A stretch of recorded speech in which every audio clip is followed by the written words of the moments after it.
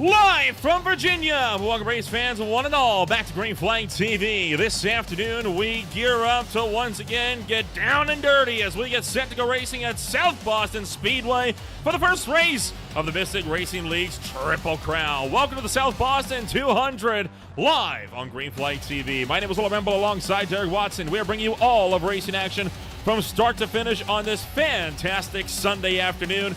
And Derek, what a beautiful day to go racing down in the Mid-South.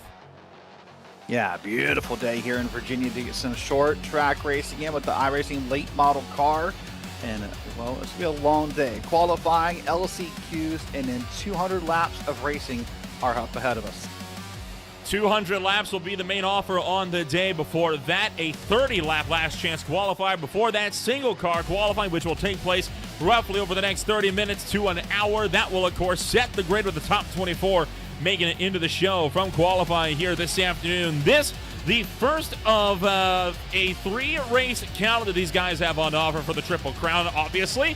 You, of course, have the South Boston 200 today. Then, in a couple months, it's the Langley Speedway hosting the Hampton Heat. And then following that, it'll, of course, be the Martinsville 300. That will be following a qualifying day back on November 10th as well. So plenty of action yet to be had over the next little while. 3 tracks, all in the state of Virginia, interestingly enough. So funny coincidence that, but also marking, Derek, 3 of the biggest short track races that you can get on the East Coast. And ironic you say the biggest short track races because they're, I was thinking they're all less than maybe, half a mile in length. I mean, this is not, Martinsville maybe a little longer. This is going to be very short track racing. So sort of an oxymoron of the comment of the biggest short tracks available. But we're going to start tonight off the first leg of the Triple Crown out South Boston. We're going to do single car qualifying. You can see the track details on the bottom of your screen here. And I think all things considered, I mean, that's a pretty hot day in Virginia, over 120 degrees on track. A slick racetrack here is what we're going to have for us today. But every car, single car qualifying, top 24 lock in, and then we'll do an LCQ, a last chance qualifier to find our last 6 drivers for our 200 lap feature. This, of course, one of the many short tracks that used to host NASCAR racing back in the day, hosted a NASCAR Truck Series all the way up until the early 2000s. Now, that said, unlike many other short tracks that may have gone the way of the Dodo Bird, South Boston Speedway still running strong today with a very strong weekly racing program. Of course, you got the Cars Tour and the Smart Modified Tour that both make annual appearances out here in some truly thrilling races. It is a fantastic little bull ring, this one. 0.4 of a mile in length, just over half a kilometer. A very slick racetrack by default as well. Not a lot of bank. You got to really use that apron to help you rotate the car. And that means that this 128 track temp going to be a doozy for drivers. I'm already getting flashbacks to when the Silver Fox Racing League came on out here because that was, oh my goodness, it was a journey. I think they're putting it mildly. So a hot day out here prepared on offer with qualifying just seconds away. Yeah, it's going to be slick, and it's going to be very fast both in lap times and also very fast for these drivers. There's no time to think here. You're going to be on throttle, off throttle, on throttle, off throttle all night long here across these 4 corners. Of course, constant banking at the track. It does vary a little bit in the corners and the straightaways, but it's going to be a quick and a long night all at the same time. Sure will. You got, of course, 65 drivers that had registered for this event. Now, not all 65 are here with us this afternoon, sadly, but you do have a good chunk of them, with the first on the track set to be Terrell Foster in his machine. So not too far away where we'll see that 009 take to the racetrack. Again, just seconds away from qualifying kicking off. Now, qualifying going to, I think, tell a story. It'll tell us who we can watch out for in the short term. As for the long term, we'll have to figure that out along the way. One thing, these drivers are, reminder, racing for money here, not just for the race, but also for pole position. It's $20 to the pole winner. Yeah, it's a great start. I didn't get $20 for pole, but of course for me, the goal here is just to lock in those first 24 spots. I do not want to find myself in an LCQ with a good number of drivers trying to fight for 6th position. So as much as that $20 would be awesome to have, I'd be happy just in the top 10. I don't want to be anywhere near the cutoff line. Well, we got ourselves just about to get that call for Terrell Foster to make his way onto the racetrack. Just waiting now for that 009 to make his way on out there. In fact, he will make his way on out here right now. So our first driver on the day making his way onto the circuit here this afternoon for timed hot laps. Each driver will get 2 attempts starting first time around here at the start-finish line. Now, whether this time will be back fast or not, that remains to be seen. We'll have to wait and see how this one will pan out. Order of the running order goes: the last driver to register gets to go out first. First driver to register gets to go out last when the track is all rubbered up for them. Coming around turn number 4 to close out lap number 1 for Terrell Foster. 15.521. Lap number 2 quickly coming on up here. Now, again, still not sure whether this will be a quick time or not. We will have to wait and see, of course. He'll come around turn number 4, end of lap number 2 on the day. And he will not improve at 15.546. At least he is consistent off the jump. All right, let's move on here to Bryson Brinkley here in that 24, the 024 to be exact here. The black car with the black numbers and just the white outlines there. You see that car wiggled a little bit through the warm-up lap here. And you mentioned the format, last to register, first to go, and vice versa. I don't know. I was pondering this earlier in my head as I was thinking about the broadcast today, Nolan. I don't know that that's a benefit. He's way up top in the wall. That's going to be really not good, I would think. But I don't know that going last is a benefit. Yeah, maybe the trackers rubbered up for you. But at the same time, when you go last, you know exactly what the cutoff point is. You know exactly, there's stress, there's pressure, there's nerves, there's anxiety. I might want to go first and I did what I could do. As you see there, Brinkley has a 15.494. I mean, puts him, P1 with 2 drivers, but I don't know if going first or last is a benefit. Next up, it's going to be Gavin Hinson running the number 39 with the Rob's Custom Wraps 39 Ford. Those Hoosiers going to be getting a lot of work this afternoon, already getting around here for lap number 1. Foster currently sitting second on the boards. Brinkley did surpass him by about a third of a tenth of a second. 15.611 for Gavin Hinson puts him into the number 3 spot for the time being. Not too good of a representation of what that car, I think, is truly capable of, as he will make his way back around turn number 4 and to the line. End of lap number 2, 15.728. So not the best of times for him. Zachary King about to take the green flag. Yeah, Zach King, we'll see him on Thursday nights on Green Flag TV, part of the Caswell Glass Company series run by the Mystic Racing League. That 51 car is out here, and Zach always really proud of his results and loves to get amped up and get engaged. So I'm expecting good things out of Zach here. Comes across with the green flag in that 51 here, and we'll see what kind of time he's going to take out. That might have been his first lap right there, 16.145. That's a little slow compared to his competitors here. Digs it into 3 and 4, got a little bit below that yellow line. He's going to need to track it out, and there's the touch. That's better, a 15.7. And an unsponsored number 5 of Carter Langley, the 5th driver to hit the circuit. Again, top 24 into the show, so we still aren't sure quite yet if these times will be enough to make it in past the cutoff. Already 10 seconds on the cards for Carter Langley for lap number 1, running the Toyota Supra entry. Might be a camera in the front of that car, actually. Not quite sure. 15.534, third place for Langley, and he is hot on the heels, only 13th out off of Terrell Foster at the top end of the charts, coming around turn numbers 3 and 4. Close out lap number 2, 15.552. Not enough to improve on his second lap. So far, have not seen many drivers improve on lap 2. No, I think that's everyone's pushing too hard. And here's the 18 now with the green, red, and blue here.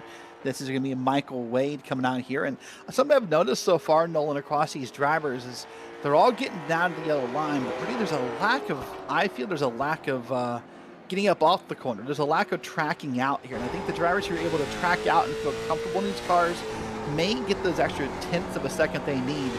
Forma looking inside here and watching Michael Wade's hands coming around the corner. 15.697 is the time. And, well, that seems to be the average so far. And kind of mid to high 15s. That's been the one. The only person to punch under the 15.5 second bracket has been Bryson Brinkley, the current provisional pole sitter.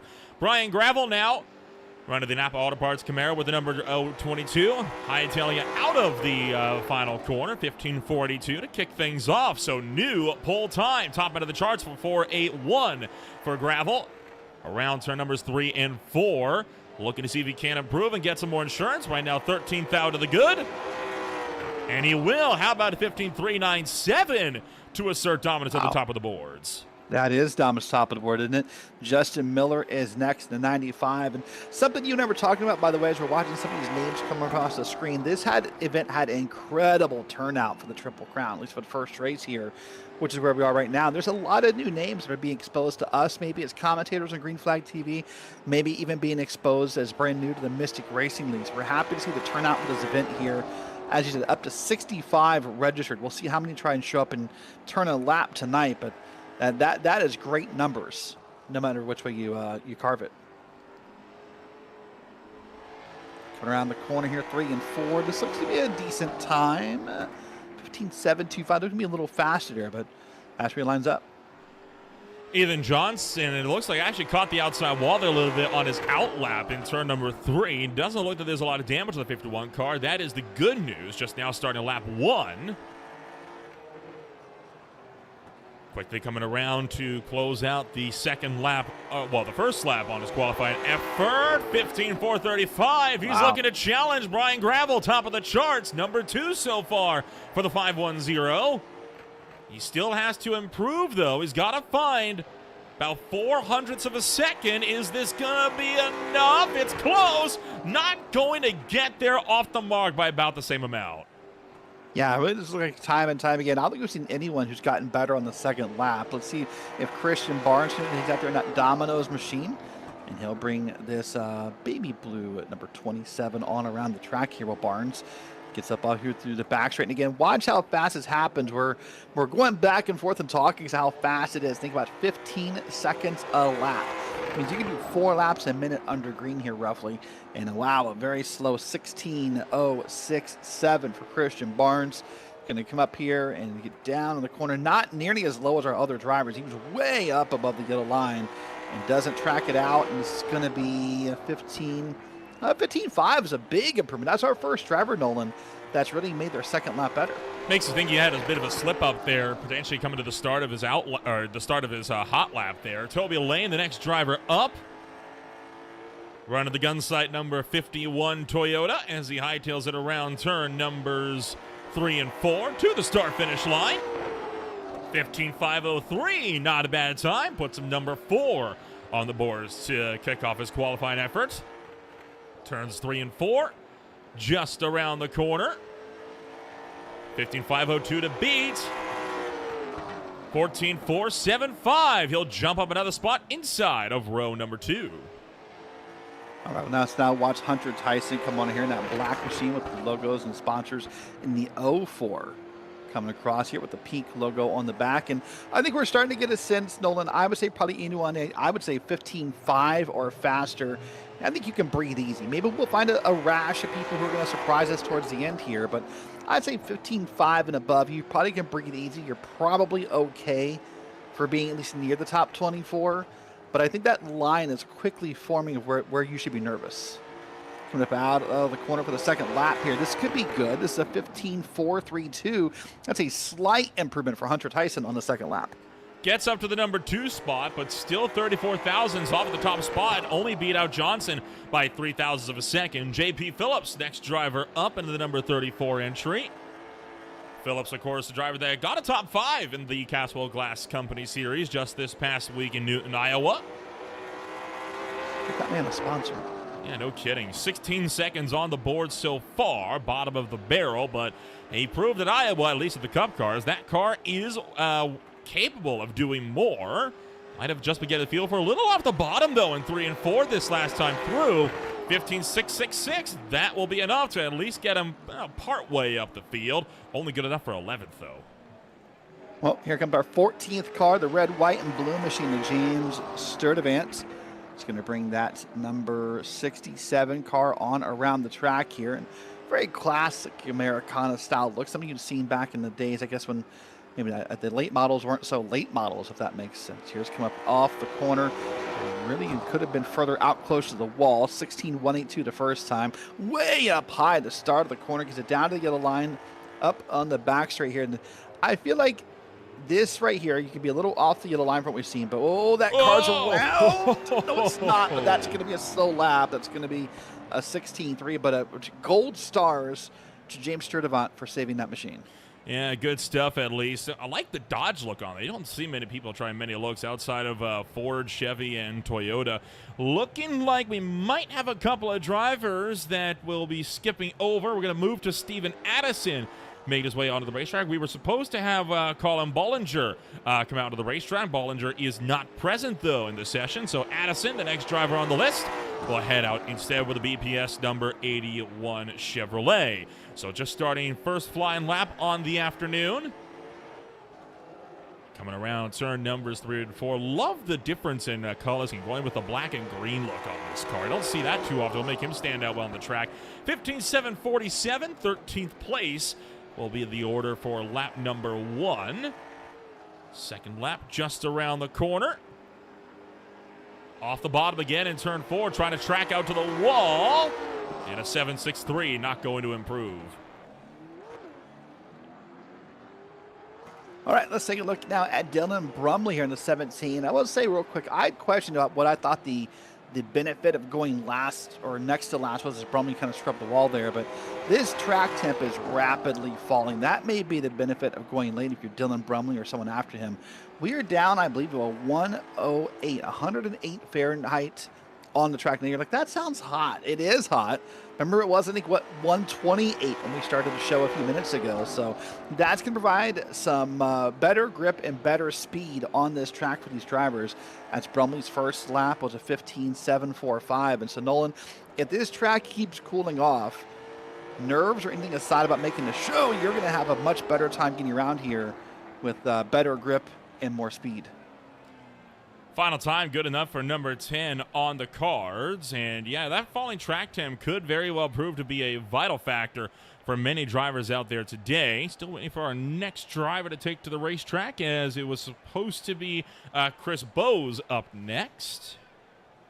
Now, Bowes was communicative in the Mystic League Discord earlier today. There he is, heading back out onto the racetrack with the Dr. Pepper number 25 entry. So coming around turn numbers 3 and 4 to start his first lap on the day. Did a quick car count as well here, Derek. Looking to be 45 to 50 that we will have attempting to qualify so far on the afternoon. So we are not even halfway through our through the drivers that are attempting to qualify into the show. First lap for Chris Bowes, 16.020. Oh, it's going to come up through the back straight here in that Dr. Pepper machine. A soda I'm personally a fan of, by the way. Maybe I think a top 3 soda in Dr. Pepper, by the way. Is going to come on here and hit the start-finish line at a 15.831. That'll put him towards the top of the board for a little bit here. And good job by Bowes. Now we come to the 44 of Ashton Crowder. Ashton's been kind of out of the scene lately here in the Mystic Racing League and the Caswell Glass Company series on Thursday nights, run by Mystic, and has won a race or two so far as I'm aware. And that 44 comes around here. And Ashton, a well-versed iRacing member, lots of experience, lots of history. So someone you always expect to be fast. One of those guys, Nolan, that just, it almost seems like no matter what you put him in, put him up there with maybe like a Casey Kerwin, a Bobby Zielinski, one of those guys that you could put him in like a cardboard box with wheels and you feel like he'd be good at it, Well, I mean, first lap of the day already up to 8th, 15.558. Coming around turn 4 for the second attempt. 3.34, new provisional pole sitter for Crowder. No surprise, he took the win just a couple days ago at Iowa Speedway with the Caswell Glass Company crew. So I would have been surprised if he placed anywhere outside the top 3. Yeah, I think that's probably a fair assessment. I'd say now we're getting ready for our 19th car on the track. And feels like a lot of cars. You said 45 to 50, but we're already 19 cars in as it's 9 car. The Nelson Roofing sponsored machine is going to come on track here. And it does feel like the key to what we're seeing so far, Nolan, as we're now watching Chandler Slayton. That warm-up lap, you want to get up there to the top of the track, get as much distance as you can to maybe get the tires warmed up. And that appears to be the common trend so far. Slayton coming around turn numbers 3 and 4. Lap number 1, 15.858, but it looked a little sluggish coming out of turn 2 in particular. A little better this time. I think maybe found a bit of an answer in the rear end. 3 and 4 this time through. That'll be a little bit better, 15.611. We'll get him a little further up the field. Not cracking the top 10, but at least gets him to 11th. All right, the 95 is next. This is Jacob Hefner, one of the drivers who submitted a photo pre-broadcast here in that 95 machine, the black with the. I feel like black must be the common default. Like if I want a late model car, so let me paint it black, just like the old Rolling Stones song says. Works. And I guess it does work here. It does pop it nice at night. Which is always a good benefit here. But Hefner comes around the first time, a 15.5 for his first run. This can set up a good second run here. Gets up through the back straight, gets up to the top white lines. Down's going to touch the yellow line and come off here. He's setting up to try to do something big. 13, 14, 15, 4, 5, 2.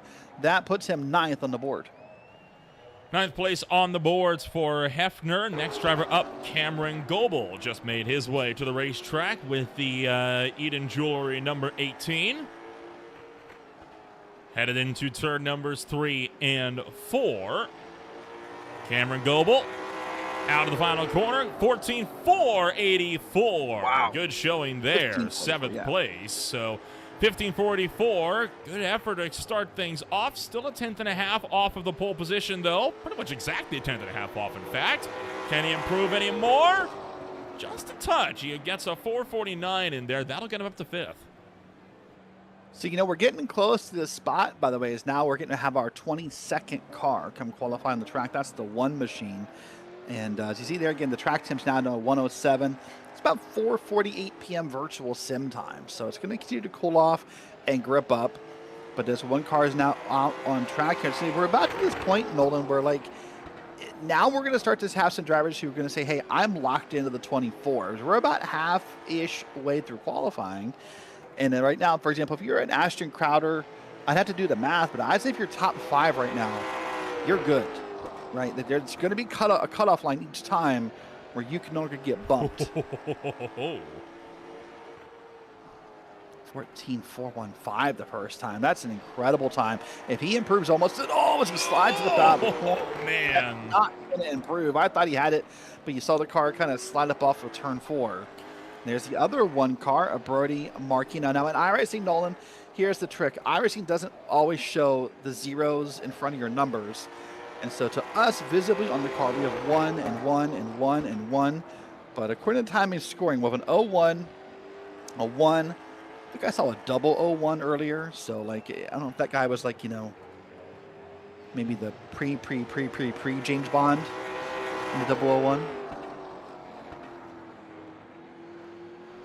Well, Brody Marinko's time will get him in with a 4.81 here. Cossack's time of 4.15, so a good effort for him at least, as he'll make his way through turn numbers 3 and 4 to the front straightaway. Brody Marinko will get a 4.16 in there, putting him 4th place on the cards. I can't figure out so far. We're going to keep watching here. Is it the qualifying later and the track is rubbered up? Is it the falling temps?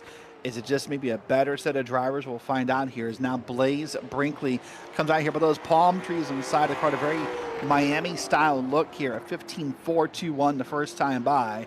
And now he is going to come out here, get up on the back straight.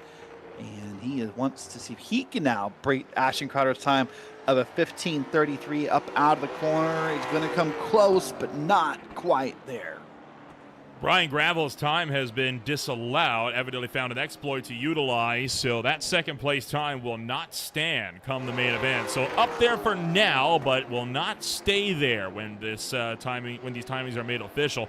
Tommy Ryan at the moment, heading his way into turn numbers 3 and 4. Tommy, a driver we saw have success previously on Thursday nights in the Mystic Racing League in the Caswell Glass Company Series. So he knows where victory lane is in tracks, and this 99 car is going to come up here. And it just, something about this feels fast. I don't know if that feels weird. Oh, that's probably not good being that far down below the yellow line, though. A 15.620, but I don't know what it was. That he felt fast before he touched that yellow paint. Once again, top 24 drivers will make the show. So for drivers like Tommy Ryan, they are very much safe to go here this afternoon. As we'll jump down now to take a look at Cameron Ruggles making his way around the circuit. Already at the start of his opening lap. Unmarked badges on that number 2 entry to the line, 15.554, good enough for 15th place so far.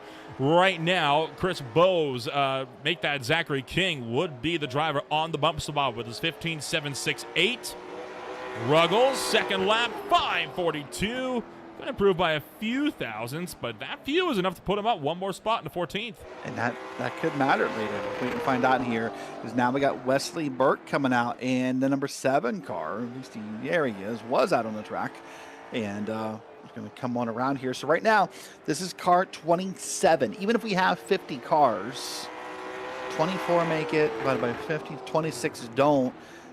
Again, as I say this, there's Burke now got to P11 in his first run. Oh, cars were locked, and he just went and closed that down. He hit the wall and knew it. He just went ahead and killed the run, and he'll take the P11 as the success. Now we come on to the 08 of Stephen Alessi here in that Coca-Cola machine. That looks in its own little way, Nolan, kind of Dale Earnhardt Jr. tribute-ish. Obviously, it's Coke instead of Bud, and but it's the 8. It's kind of this. It's in that same vein for me. I don't know if that makes sense or not. 8's got a similar font. That's about all the similarities I can draw. Hey, sometimes people just like the number 8, I guess. As Stephen Alessi will hit the front straightaway, head things on out here to close out lap number 1, 15.964. Not a great time on the boards. 27th place. Right now, would have to race this one out in the last chance qualifier. Needing to find, I would say, about another 2 tenths. He's not going to find it, though, with that big slide. 9:21, not good enough, and he'll have to race this one out. He will not be into the show for now. Here comes Cody Troyer with the sort of the Rexy look of late model cars, those teeth on the front, and the 122 is going to come down through the corner here and see what he can make happen. This is his first lap. He comes up off here. First time will be 15.781. Put him towards the danger zone. Now let's see if the second lap can go better here. But as this is now, he puts in P26 for the moment, by the way. And off the 4, and the time's not. It is going to be better by about just 200-300 of a second. Yeah, right now, 23rd of 24th, only about half a tenth of a second to the good. Kyle Dumas running the 15NH entry, driver racing out of New Hampshire. With the black top performance KD Designs Acura. How about that? I think this is the first time, Derek, that I've ever seen an Acura on the road or on the oval side. Usually you only see the Acura in the GTP category in sports car racing. Yeah, these drivers, of course, get to design these cars the way they want, because in iRacing there's just late models. You kind of get to paint it up and buff it up the way you want to. A 15.583 for Kyle Dumas here is very bright, colorful. And I was thinking about this car and the one before that Cherry Coke number 8. If I'm a spotter in tonight's race, thank you, by the way, for having not a black car. I will find you on the track if you're painted that way. 12th place should be good enough to make it into the show with some insurance, as Dylan Calkins cruising his way around, and oh my goodness, a little bit of a doozy of a moment there for the 191. Trying to make his way around another one of the KD Designs entries. Running the Dodge colors, though. 15.614 for lap number 1. As this charge will try to push his way around. 21st place so far. And headed back around to the circuit. Top end. It'll be 5.60 for lap number 2. Jumping up to 18th. All right, now the number 3 car in that, the Sun Drop car. Something I believe Dale Jr. has run in the past in the car's late model tour. He's going to come out here, Jeff Ryan. He's going to come up here, and he'll try and set a couple of good fast lap times here. So as we are now looking into now 31 cars setting a time here. Remember, top 24 are locked in. So A lot of drivers breathing easy, but a lot of nervous moments all together. 15.815 will not help. That's P29. That puts you in LCQ territory. See if the Jeff Ryan can have a better second lap. Gets it just below the yellow line. That car's going to slide, and that's not going to be faster. That guarantees him. Actually, it was a little faster, 15.7, but it still guarantee him the LCQ territory. Here's the Chili's machine. Cody Anderson, the 17th. If my Roman numbers are correct. That is correct, yes, 17. 16, 17. But I was a C student in math. Realistically, the top 5 are secure, so if you can punch above a 15.43, you will be good to go. Anderson's first lap, a 15.844. Of course, Cody Anderson, a regular runner in Ole Miss Sorel back on Tuesday nights when they were covered here on Green Flag TV, had mixed results there, 15.721, only good enough for 26, so he will not be making the show through qualifying. Now remember, by the way, we are saying these details with 26, only 24 make it. Remember, actually, top 25 technically on our board are going to make it because the second lap time, second person on the board, that time is not going to count according to race controls. So keep that in mind as well. But Wesley Lynch is coming around. What were you going to say? Sorry. I'd imagine it would. The problem is the way IRC works, it'd be hard to sort him in. I don't think they could sort him into the B main. I reckon they would probably just send him to the back of the main event. We'll wait and see how this is going to work. I don't know. We're going to have to wait and see how that's going to work here and what's going to happen. Wesley Lynch at 15.6 the first time by. That's good for 23rd. That puts him right on the bubble now as this 33 and that sort of baby blue machine comes on around here with the laughing llama on the front of it. And that's going to be a slightly better. Well, that's definitely good. That's a P13. That's 10 spots gained on the second lap. Remember earlier we said no one was gaining on the second lap? That's getting better as the temp drops and the day goes on. And we were talking about odd manufacturers on the oval side of things, right? Running a Cadillac there was Wesley Lynch. Moving on to Dave Billings with the Argentina-themed 14. I'd imagine nothing to do with the World Cup going on right now. Certainly not, as the as he makes his way around the circuit. 15.829 for the first lap. And if it is a bad day for him, Argentina, of course, a couple hours ago has lost 1-0 in double overtime. Ouch. To Spain in the World Cup. That was a tough game for Argentina. But another all Cadillac. Right, well, another Cadillac for the Colin Murphy in the 9. Very blue, very dark royal blue for the number 9 here with some light hints of other colors involved. The 9's going to come up here, and it does feel like Nolan, if we keep watching, whoa, he's way up in the corner. That's going to be, I think, a longer lap time for him. I was going to say a lot of the cars we're finding to be successful, though, are the ones who are really right up against the wall. Man, a 15.8, even though that wiggle in the corner tells me if he gets this one right, this could be a good run for Murphy. And that number 9 machine, let's see what he pulls off here. Up against the wall as he slides into the corner. And the 15.411 will lock him in. Good stuff. No LCQ. That's a P3. Technically a P2 on the board, I believe. Yeah, P2 officially on this one. So we will get set to get this one up and rolling. Elijah Mopin running the 066 Dodge Charger. Bit of an older model, though, from the looks of things. But yeah, that'd be the model from what? The late 2000s, early 2010s, give or take. A 929 to kick things off for Elijah Mopin. And confirmed, by the way, they're going to try to have Brian Gravel start at the tail end of the B main. That time would be disallowed entirely from qualifying. That's interesting. I would think I would. But there's no perfect way to do it in iRacing. I want to be very clear as I kind of hem-haw how I would think I would do it. But with the way iRacing works, it doesn't always understand some things like this. So to me, if you don't, if your time's disqualified, you're disqualified. But I get that there's no perfect way to do it here. River Hayes comes on around here. By the way, that last car, I missed his time, Owen. Unfortunately, yeah, but it was not the best of times. Elijah Mopin, of course, had put down a 15.752, good enough for 33rd on the cards. River Hayes now, another driver that has seen quite a few good starts in the Castle Glass Company Series. First lap, though, 36th with a 15.856. Not the best of runs for him on the boards as he'll head his way out. And 15.408. That'll be good enough for a third. Check that. Only 4th on the boards. off by a few thou. Head back to Jonathan Giacheri, I believe one of the lone Italians in the field. Yep, I believe so as well in the 54 here with the Kyle Busch tribute, obviously, with the number and then the M&Ms on the sides of this car. See what he can pull off here and see what kind of success he can have. And the 54 comes up over here to finish his first lap. The laps happen so fast here, sometimes I get lost what lap we're on, to be honest, but a 15.6 is 29th on the board. He'll need at least a few spots here in order to see if he can lock his way in to the future. Up off the corner, 15.574.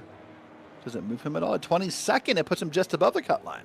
Just above, but not safe. You would realistically have to have just about every single car you have to qualify, of which there's still over 10 qualify outside of the show. Lucas Austin making his way up and around. Right now, the driver on the bump spot, Gavin Hinton with a 15.732. With a 15.610.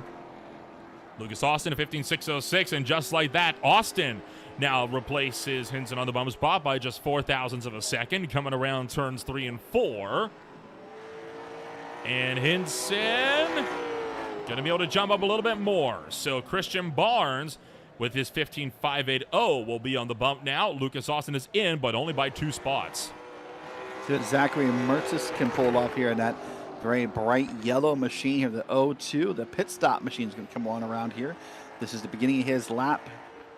And that car did not feel quite as high on the track. And see what he can pull off here. Gets up against the wall. And that is the tricky part, is we've not really focused on yet, Nolan, about this qualifying. These cars do run so close to the wall. But if you tap that wall during qualifying, iRacing is going to wipe your time off the board. You cannot be smacking the wall and still set a valid time. So you've got to be really darn close without touching it. And in fact, Mertzis does both times. A 15.553, I believe I saw, as his final time. Moving on down to Ty Leclerc, just starting his opening lap for Leclerc as the Hypertherm number 33, the next car to hit the racing circuit.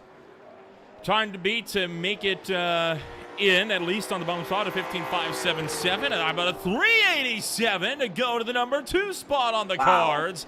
Beautiful time for Ty Leclerc. Half a tenth of Ashton Crowder, and I think Ashton is sweating a little bit now.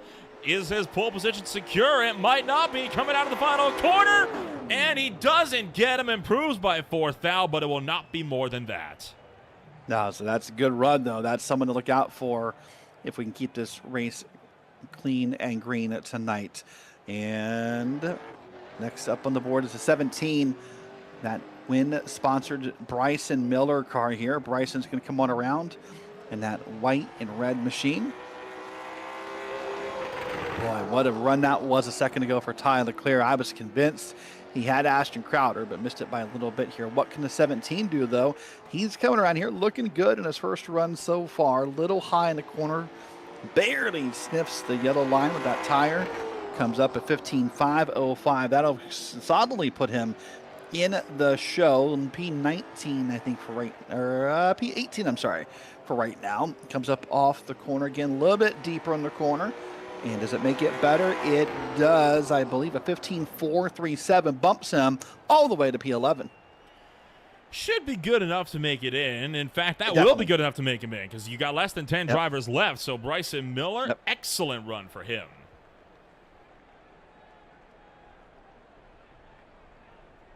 So we got 1, 2, 3, 4, 5, 6, 7. I show 8 cars possibly at most left to grid. So 8 minus 24 is 16. So right now, if you're P15 or above, you should be good. That would be Wesley Burke of 15.480, who is right now made it into the show. Kyle Dumas, hoping he can enter the same bracket. Tristan Brunelli, the next driver up to bear. As they will take to the back straightaway, headed down into turn numbers 3 and 4. Out of the final corner, 15.706, not nearly good enough. And that would be 35th on the card so far for him. Still have a couple more corners to go. See what he can do up off the corner here. He's going to come around 15.7 first time, a 15.382 the second time. He went from mid-pack to P2. In fact, We're going to have to break the tie, I believe, down to the, let's see, 10th, 100,000th, millionth of a second, I think is the next one over, or 10,000ths of a second maybe, because they both hit 15.382s. We do not see the additional digits from iRacing, but we know they count them. But iRacing says that Tristan was just slightly faster than Ty Leclerc. Yes, sir. Waiting on the next driver to come on out, as we're now, of course, into the folks that might not have made it to the session here. So next driver out will be Kyle Turzak. There we go. Sorry. The 15 car coming around. We're a little early in the day if you'd be butchering names. This is gonna be a long night if you're on that path already. Listen, I'm on. You know what kind of. Oh, I do. You know what I'm on right now. I don't want to hear any judgment from you. I do. Coming around the first lap here for the 15 car is Turzak is gonna come through in a 15. Oh, that's a good time. A 15.340 puts him. Actually, that no more tie for second. He's taken second solidly on the board. In fact, he's darn close to the first time of Ashton Crowder. Turzak comes up off of 4 and not quite. So close, though. Good effort for Kyle Turzak. Did everything he needed to do to get that show up and running. Still have Trevor Yates, Skylar Dixon, Dustin Lewis, Adam Baker, Jordan Blair, and Devin Lyons yet to qualify. Next driver up will be Skylar Dixon with the Speedway Shoots number 77 entry. Very happy photo. Yeah. Coming around turn numbers 3 and 4 with the Chevy Camaro. Hightails into the front straight away and immediately tries to hit the bottom of turn 1.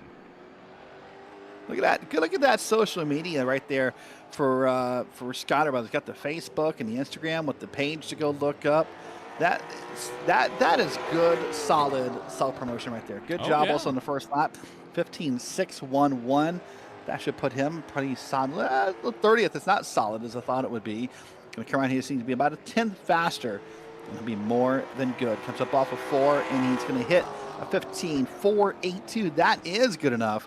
P18 will lock him into the show. It is an extremely tight qualifying effort out here right now. For reference, the biggest gap of drivers that are into the show right now is 42 thousandths. That is between Kyle Turzak and Tristan Brunelli. The next closest is 27 thousandths between Toby Lane and Jacob Hefner. Outside of that, virtually every driver is 11 thousandths or closer in the margins to each other. That is how tight this field is right now. Yep. Oh, it's darn tight. No. Tight was Devin Lyons up off the corner, and he swept the wall. This is going to be, he's going to have to be LCQ territory. Oh, yeah. Because that way out of 4, the way he got it way down to the bottom of the track, is going to kill the second lap. It'll be better. But right now, this is basically maybe last not. on the board. He's trying, but no, 16-2. It's going to make him better, quote unquote, but not. Maybe not even better. Maybe it's 47th. All right, well, Adam Baker's on the track now. That pink and black attack will be out here for Adam Baker. He's going to come on through and start his first lap. That 22 car. All right, this looks like we're not far. Race Control's already said they're just about ready to finalize qualifying here. So lots of smiles, lots of grins, lots of stress depending upon your position here. But Adam Baker wants to get involved at 15.485. He just bumped someone off the pole. Someone else now has to go to the LCQ because Adam Baker's having a good day. Oh, yes, sir. So we're getting set to try to make this one work as we will try to get the show up and rolling here. Adam Baker also fighting his way up in a 14th. Good effort for him with a 15.448. So right now, as we sit here right now, Carter Langley with a 15.53. That's your bump line right there. That's the last person. And Cameron Ruggles a 15.54. Your first one out. Here's Blair a 15.332. That is definitely going to put you in the show. That's going to put you top of the board almost. I do believe that was not counted. Did he scrub a wall, or am I confused about why that lap, that one's going to count? The 15.340 is a new P3. He must have grubbed a wall the first time. Probably, yeah, that would be my assumption. So Jordan Blair, good effort, though, gets him into the third place spot. Brian Gravel, by the way, final decisions being made. Both he and Bryson Brinkley will be moved to the tail of the field in the main race. So they will be allowed to start the main race, but they will be starting it from the back of the pack. Dustin Lewis with a 15.623, second to last driver to qualify. Right now, 36th on the boards.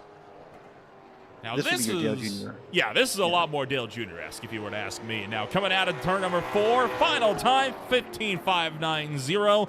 That leaves one more car to qualify here. Dustin Lewis will be in the last chance qualifier. This is so hard because right now, if you're coming up, if you're Dustin Lewis or if you're near this spot, there's just so much pressure on you right now because you know exactly what you have to do. And we'll wait and see. I think we're done. I think race control is going over some instructions with the drivers right now. Is Trevor Yates not going to qualify? And we'll wait and see if he's just waiting for race control to be done talking so he can focus. But race control is repeating what you just said to the drivers in the field about the two cars moving to the back. I'll be honest with you, Nolan. That's a hard call. There's no win in that situation. I don't know. I don't know if Yates is actually going to get to qualify. He was supposed to be between Tristan Brunelli and Kyle Turzak. He didn't make his call. Yeah, wait and see. But I honestly, it's out loud. And again, everyone has their different opinion, and there's no perfect way to do it in iRacing. But if your time's DQ'd for exploits, that's the word we heard in the first time. The fact you get to make the main race and someone else doesn't, that's a tough sell. I'll be honest with you. That's a tough sell if I'm someone who didn't make the race. It's a tough call as well because the problem is you can't just outright DQ him as a session amateur because the way the disqualifications work in iRacing, you DQ somebody from one session, they're disqualified from everybody. So you can't put him at the back of the B main. Right. So this is real. The only other option would be to remake the entire session. That puts your whole program behind by at least 20 minutes because you have to then manually grid by hand every single car, of which there are 50 that have put down times. That's a monumental task to do at the drop of a hat as well. I mean, it is, but sometimes there's the old, if you're into college football in the States, there's the old Woody Hayes quote of, anything easy ain't worth a damn. Well, sometimes the easy way means it's not always the best way. Again, I get what conundrum we're stuck in. I know there's a no-win situation, but it's difficult. I've been on the iRacing admin side more than I care to admit. Sometimes there's not a right call. You just got to go with what you have, and that's what's going to happen here. But we have a hold pattern right now here in South Boston, Virginia, at this 0.4 mile facility. We're getting everything set up here. We'll have some LCQs and some heats up ahead of us to determine the field. So Nolan, again, congrats to Ashton Crowder, a driver I thought would have an easy day. As far as qualifying is concerned, did a 15.33 is the time he's going to put up here. And you know what? In fact, I think if you want to bring him in, let's just talk with him for a second since we have a bit of downtime. Let's bring in Ashton Crowder. Ashton, a well-versed member of the iRacing community, very great iRating under your name. Is there a car you can't drive? I joked in the broadcast, if we give it like a cardboard box of wheels, I think you could qualify it, right? Well, my family told me about you saying that. I did my laugh, and I was like, I think it's pretty good. And I went out into the living room. They were all screaming. They're like, they said you could drive a cardboard box and do well. So I appreciate that for sure. I don't know. I really wish, to be honest with you, that I had a chance to drive any of these in real life. I feel like I've kind of built up the skills and the reputation on that front, kind of knowing what I'm doing to be able to do it. But the best I have obviously is the sim racing side of it. So anything I get into, I just try to do the best I can. And really blessed to get the pole. The weather was not playing into our favor there. It was getting colder and colder. But somehow that lap hung on. So, yeah, I'm really thankful. Well, I was going to ask you about that next, actually. I mean, right now the track temp's down like 26 degrees from where this session started, less than an hour ago at this point. Mm-hmm. So, you went out there mid-pack and set that kind of time. Do you think, you could have been faster at 102? Or do you think you just kind of lucked out? Or what's on your mind as far as qualifying? It's hard to tell. So the track temp went down, but I believe the humidity also went down. So the track was colder, but there's less downforce. So Okay. I'm not totally sure. These cars are very sensitive to downforce. So honestly, I feel like in that aspect I got lucky. But also that reading on the track temperature is an average, and I don't know if iRacing continues to update that as qualifying goes on, even though we're in our own little boxes. I don't know if it's frozen or what. So yeah, honestly, it probably got lucky, but I executed a really, really good lap. I mean, just tried to cut distance, like I was telling my girlfriend and niece's dad, Alex. Just tried to cut that distance down, and but watching the other cars, it seemed like I was getting a lot straighter exits. So yeah, like I said, I mean, it was really well executed. Probably was a bit of luck, but you know, if you don't hook the rear tires up, it doesn't happen. So I can be, I guess, a little proud of that. All right, buddy. Well, listen. Well, congrats on the pole. A long night still ahead. 200 laps here out at South Boston ahead of you. Good luck, and if all things work out, maybe we'll talk again in a couple hours. Hey, thank you so much.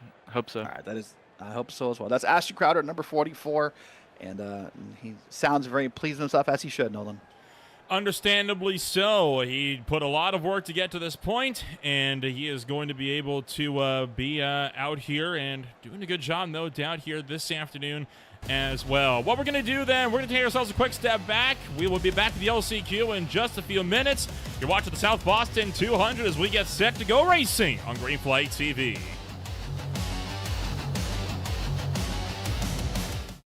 Racing isn't easy, but experiencing it is. iRacing puts you in the driver's seat with the industry's leading sim racing game. Drive on laser scan replicas of the greatest racing circuits from around the world. Go head-to-head against other drivers chosen by skill-based matchmaking to ensure competitive racing at every level. Compete across all your favorite series.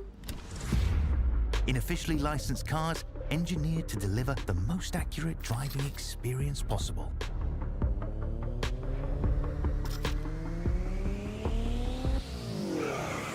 Join a race or host your own with players from across the globe. Race against the computer or in a league with friends. Feel the thrill behind the wheel. Visit iRacing.com.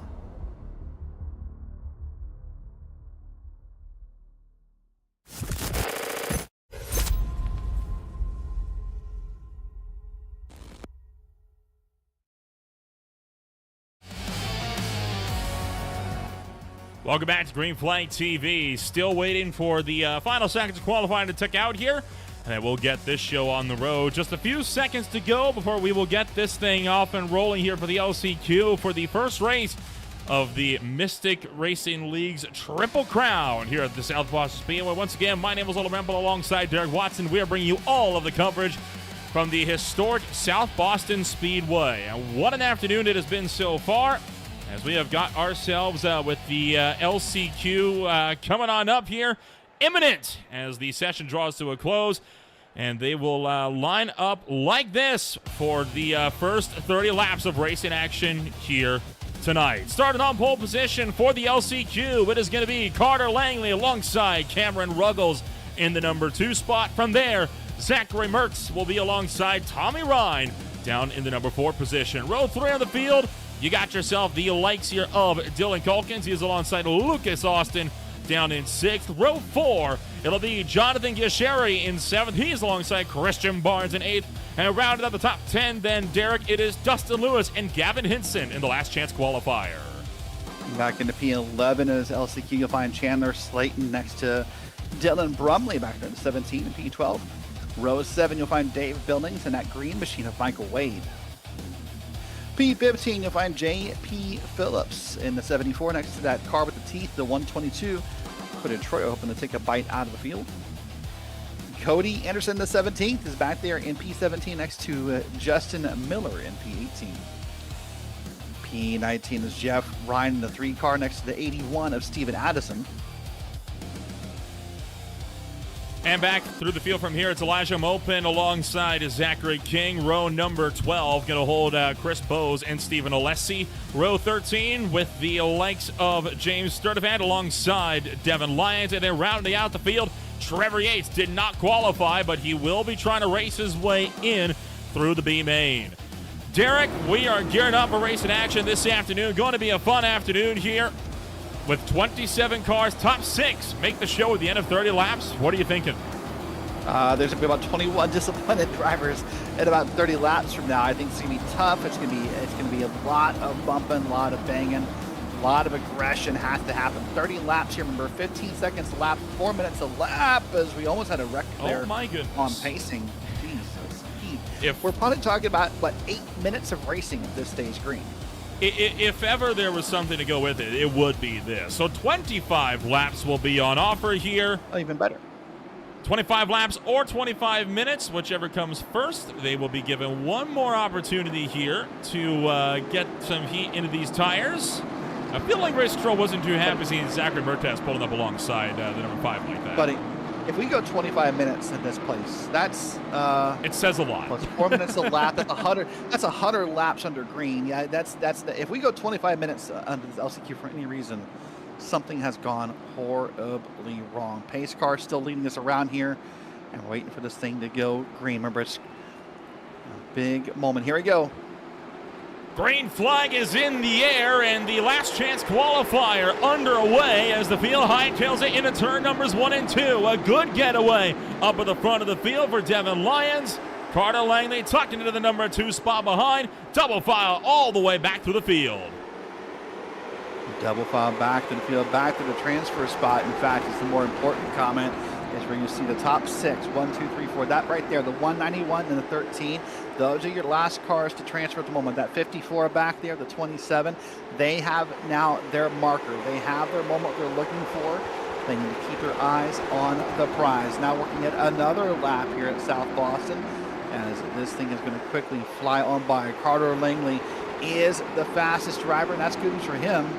The bad news for him is he's not that far away from catching the back of the field. Cody Anderson trying to claw his way up. He just had a bit of a moment with J.P. Phillips and Dave Billings a little ways up the road. Carter Langley again, like you said, resetting fast lap of the race. Pulled a big gap, 3/10 of a second, or 3/4 of a second already over that on the move. Right now, Dylan Calkins still holding on to the final spot. Although we got trouble turn 1, and it's a big mess in turn number 2 as at least 5 cars going around with 2 up into the air. 3 car, the 9 car, a couple more. The 81 was involved. And there's your leader. Yes, how fast you find the wreck here. He's going to slow down. The 9. Jesus, Pete, hold your brakes, would you please? So we will try to get this show back on the road in quick succession here once we figure out what happened to bring this yellow flag out as, boy, we are having everything going haywire all of a sudden behind the scenes. So try to get a look at this incident if we can, but might not be able to get to it as the timing software, to put it mildly, had a stroke, I think would be the polite way of putting it, Derek. So we're trying to get that fired back up here and ready to rumble, but rough way to start this off. I do want to talk quickly here about the 9 car and why he tried to move so fast, Nolan. It's because basically by not getting that car moving fast enough, it put him a lap down, which is obviously not what you want to have in an LCQ. So in his defense, although you do want him to sit still and let the leader on by, he doesn't want to let the leader by because he does not want to find himself a lap down in a 25 lap LCQ style system. But that's where he's going to be, is a big checkout. Oh my gosh.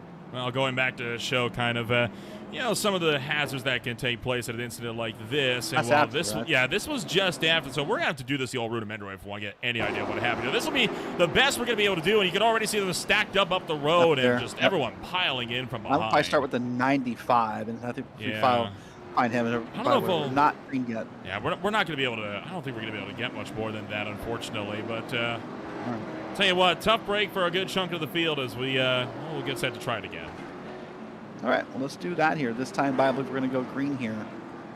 See if our leader can have another great run as he did the first time.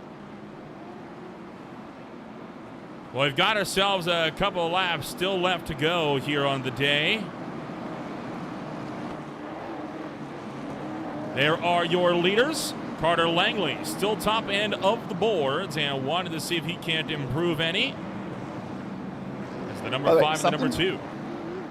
We need to mention here about this format. Maybe you come to us because you've seen other Green Flag TV broadcasts. Maybe you're used to the, watching the oval racing.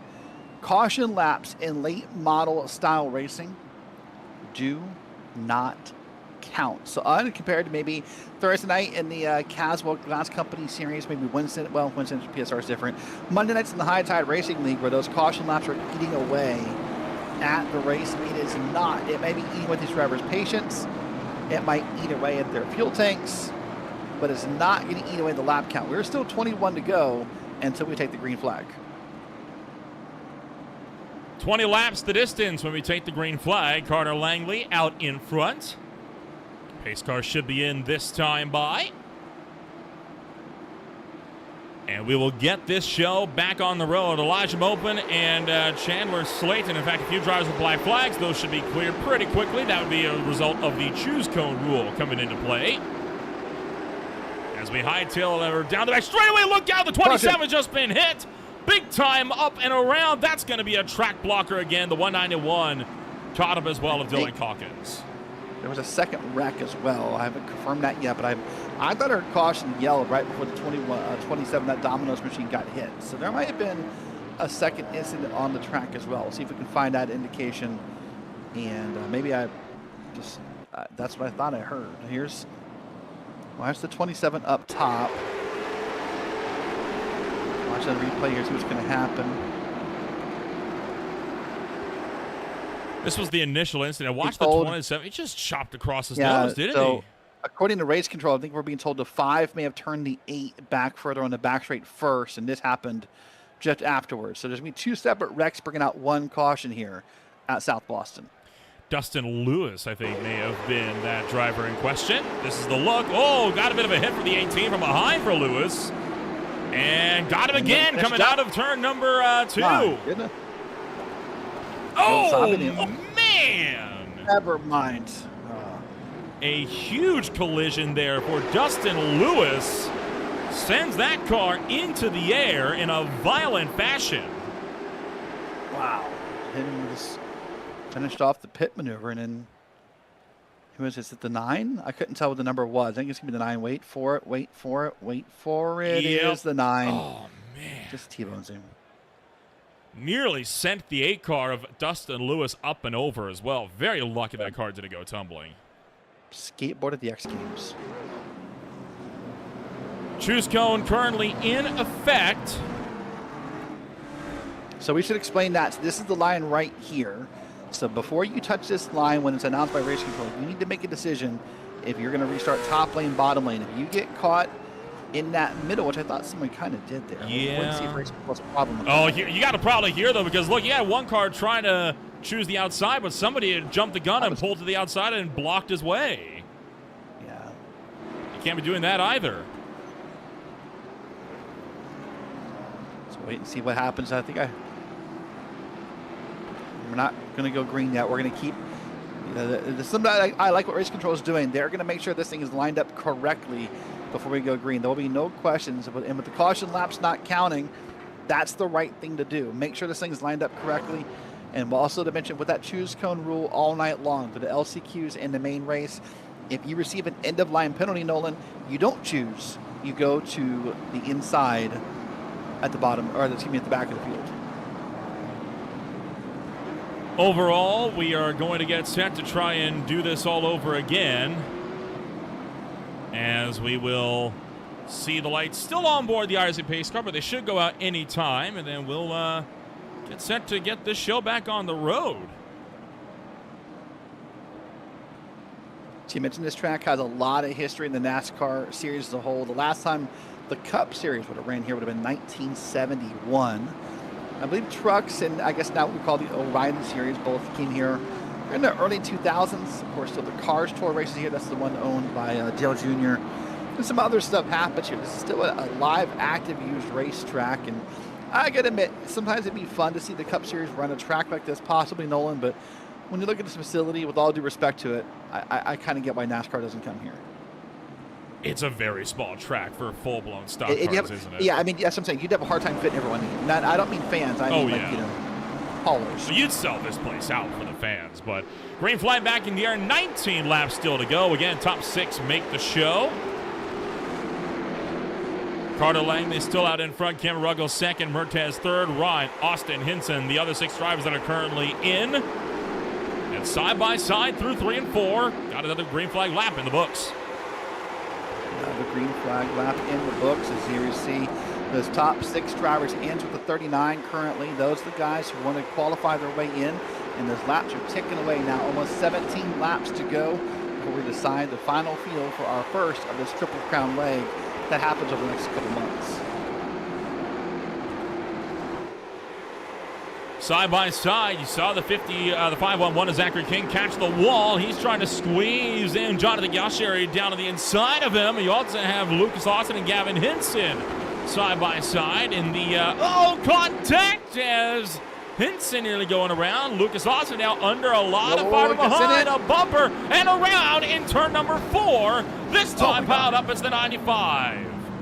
Down into pit road territory. Some of these drivers are going to be here, but that started early and it sort of went backwards. The first indication was when the 13 kind of got shoved deep in the corner, and then I think people started checking up and it just sort of accordioned its way backwards here at this race track. We'll need to wait and see what all is going to happen here and where it all started. But hey, good news for Carter Langley in a way. He's led every lap here tonight, Nolan. Frankly, every lap that runs off, he's got to feel a bit better. This is the restart. This is going to go okay for Langley. It's going to be a good start for 2 unsponsored cars up top. He got a good jump there and just sort of pulled away quickly. And while this was looking well, it was the 95 down towards the tail end of the field where this really started to go awry. Tracking the 95 down, there he is. So he's going to end up having his... Oh, this is even well after the fact. Boy, oh boy. Nothing is working before today. the fact. Oh, yeah, way before. Yeah, we're... All right, but yeah, so we'll find that here. And being told the choose will happen this time by the 95 will not choose. Obviously, he's received a penalty for something, but everyone else will get a choice here with the choose cone of where they want to be. And I suspect Langley will continue to pick the inside as long as he leads this race. And we'll see if that does keep the hold true. See cars now swapping lanes back there to get them their choose choice. That's an odd set of phrasing. Their choose selection. Lane selection. That's what I'm looking for. Officially on the books. So we'll get set to see this go around still as the field is going to get set to try to get themselves up and rolling here. Choose will not be happening this time, it looks like. So I already did. Oh, it already happened. There we go. And it was the old 95 of Justin Miller, by the way, that brought this latest yellow flag out. Lights are out aboard the iRacing pace car, but if we get the chance, we will be able to get a look back on what brought this yellow flag out. We managed to find it. No, not in time to queue out this time, but it is there. It is ready to go. So yeah, when we get an opportunity, we can jump back and we'll see what brought out that latest yellow flag. But for the time being, coming around 3 and 4, green flag will be back in the air once more. All right, here we go. Up off the corner. Let's get back to green flag racing. And Langley, once again, makes the big jump here. It gets up and clear in turns 1 and 2. It's the 2 and the 0-2 fighting side by side. That's Ruggles and Zachary Mertez. And then Tommy Ryan is there. So it's Gavin Hinson and Lucas Austin. They're good. Zach King wants to see if he can race his way in. He's currently the first driver out in the 511. Cautions out once again. Oh, boy. And then that's... We just had a monster of a mess up there in turn numbers 3 and 4. We just follow the 8 car. We just go back in time. I think we're going to find at least a hint as to what happened here. Yes, we will. I heard that from our broadcast with the different cameras. I just heard it happen. Well, there's the 18 getting spun around. Now, that was So Michael ahead. Wade. Look ahead. There's more, I promise you. There was. Yep. That's Alessi. 825, and that's just going to, the 122 gets involved. Oh, he did go over. That's Cody that's Troyer upside down. That was Cody Troyer. Tough break for the field as Troyer It's still sitting there, I believe. getting hung up on his roof. This will be another look at what happened here. 8 digs in. And he's getting a little loose. Let's find out. Oh, out of the corner. There's your first bump right there. 8 digs in. He got bumped from Troyer. And then Troyer ahead. And ironically enough, the car that started the mess kind of got the worst of it, which is not common in motorsports. No, it really isn't. Usually they're the ones that get away scot-free half the time. Yep.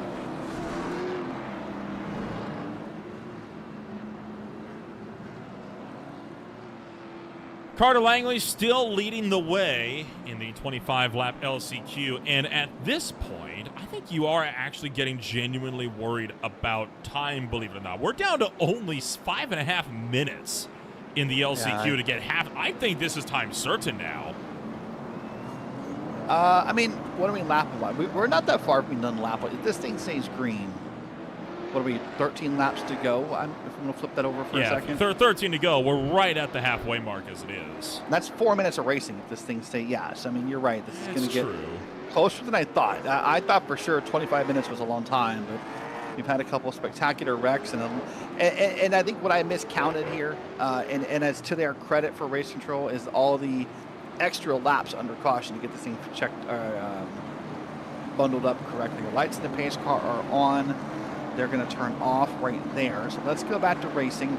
And here's the problem right now is that it sounds like him going to say, hey, guys, let's just race clean. But that's not the motivation right now, Nolan, because, frankly, if I'm on the cutoff spot, if I'm a Zach King or if I'm someone in that situation who's just behind P6, it's not to my benefit to race clean. I need to put a bumper to someone. I don't want to wreck him. I don't want to mess this thing up. If I'm at 54 right now, I need to be aggressive. If green flag's back out, let's see how aggressive we get here. As once again, we're going to see Langley come on through, and he'll lead the field. It's that battle back there for P6. That's where this could get ugly. One more caution. This race will be time certain, and we're going to get it here as a round. Going to go the 3 and the 14 at the back and the 17. Hard to the wall, backing across the racetrack. Now the brakes are held all too late. That was Dylan Brumley, one of the drivers getting involved. And I think Dave Billings, though, was one of the drivers that really kicked this thing off in earnest.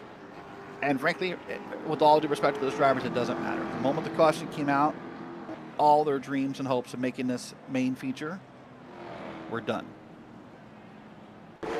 So this is going to be what happened here. This will be, we'll start at speed. It was with the 3 and the 14. That's Jeff Ryan and Dave Billings. No, the 3, all right there. Billings just cleared himself. Yep. Oh, the 27. And obviously there's a lot of frustration right now inside the race session. I don't blame him, especially with how the 17 then rolls across the track and wipes out even more cars that would have made it out just fine. Yeah, but listen, I get what you're saying. They would have made it out okay, but honestly, watch that again. I mean, the moment this caution came out, this race was basically decided as far as I'm concerned. So yes, it sucks for these guys that are going to get wrecked back here, the 18, the 8, and more, but darn it, I don't want to say it doesn't matter. That's disrespectful to them. Yes, you should hold your brakes and you should, respect your competitors. But, I mean, we're going to go green again, but I don't know. 2.5 minutes on the clock. This race, again, is now time certain, which, for those that are unfamiliar, that means that we will not finish the LCQ on laps. We do not have enough time to get all 25 in this race. We'll finish under the clock.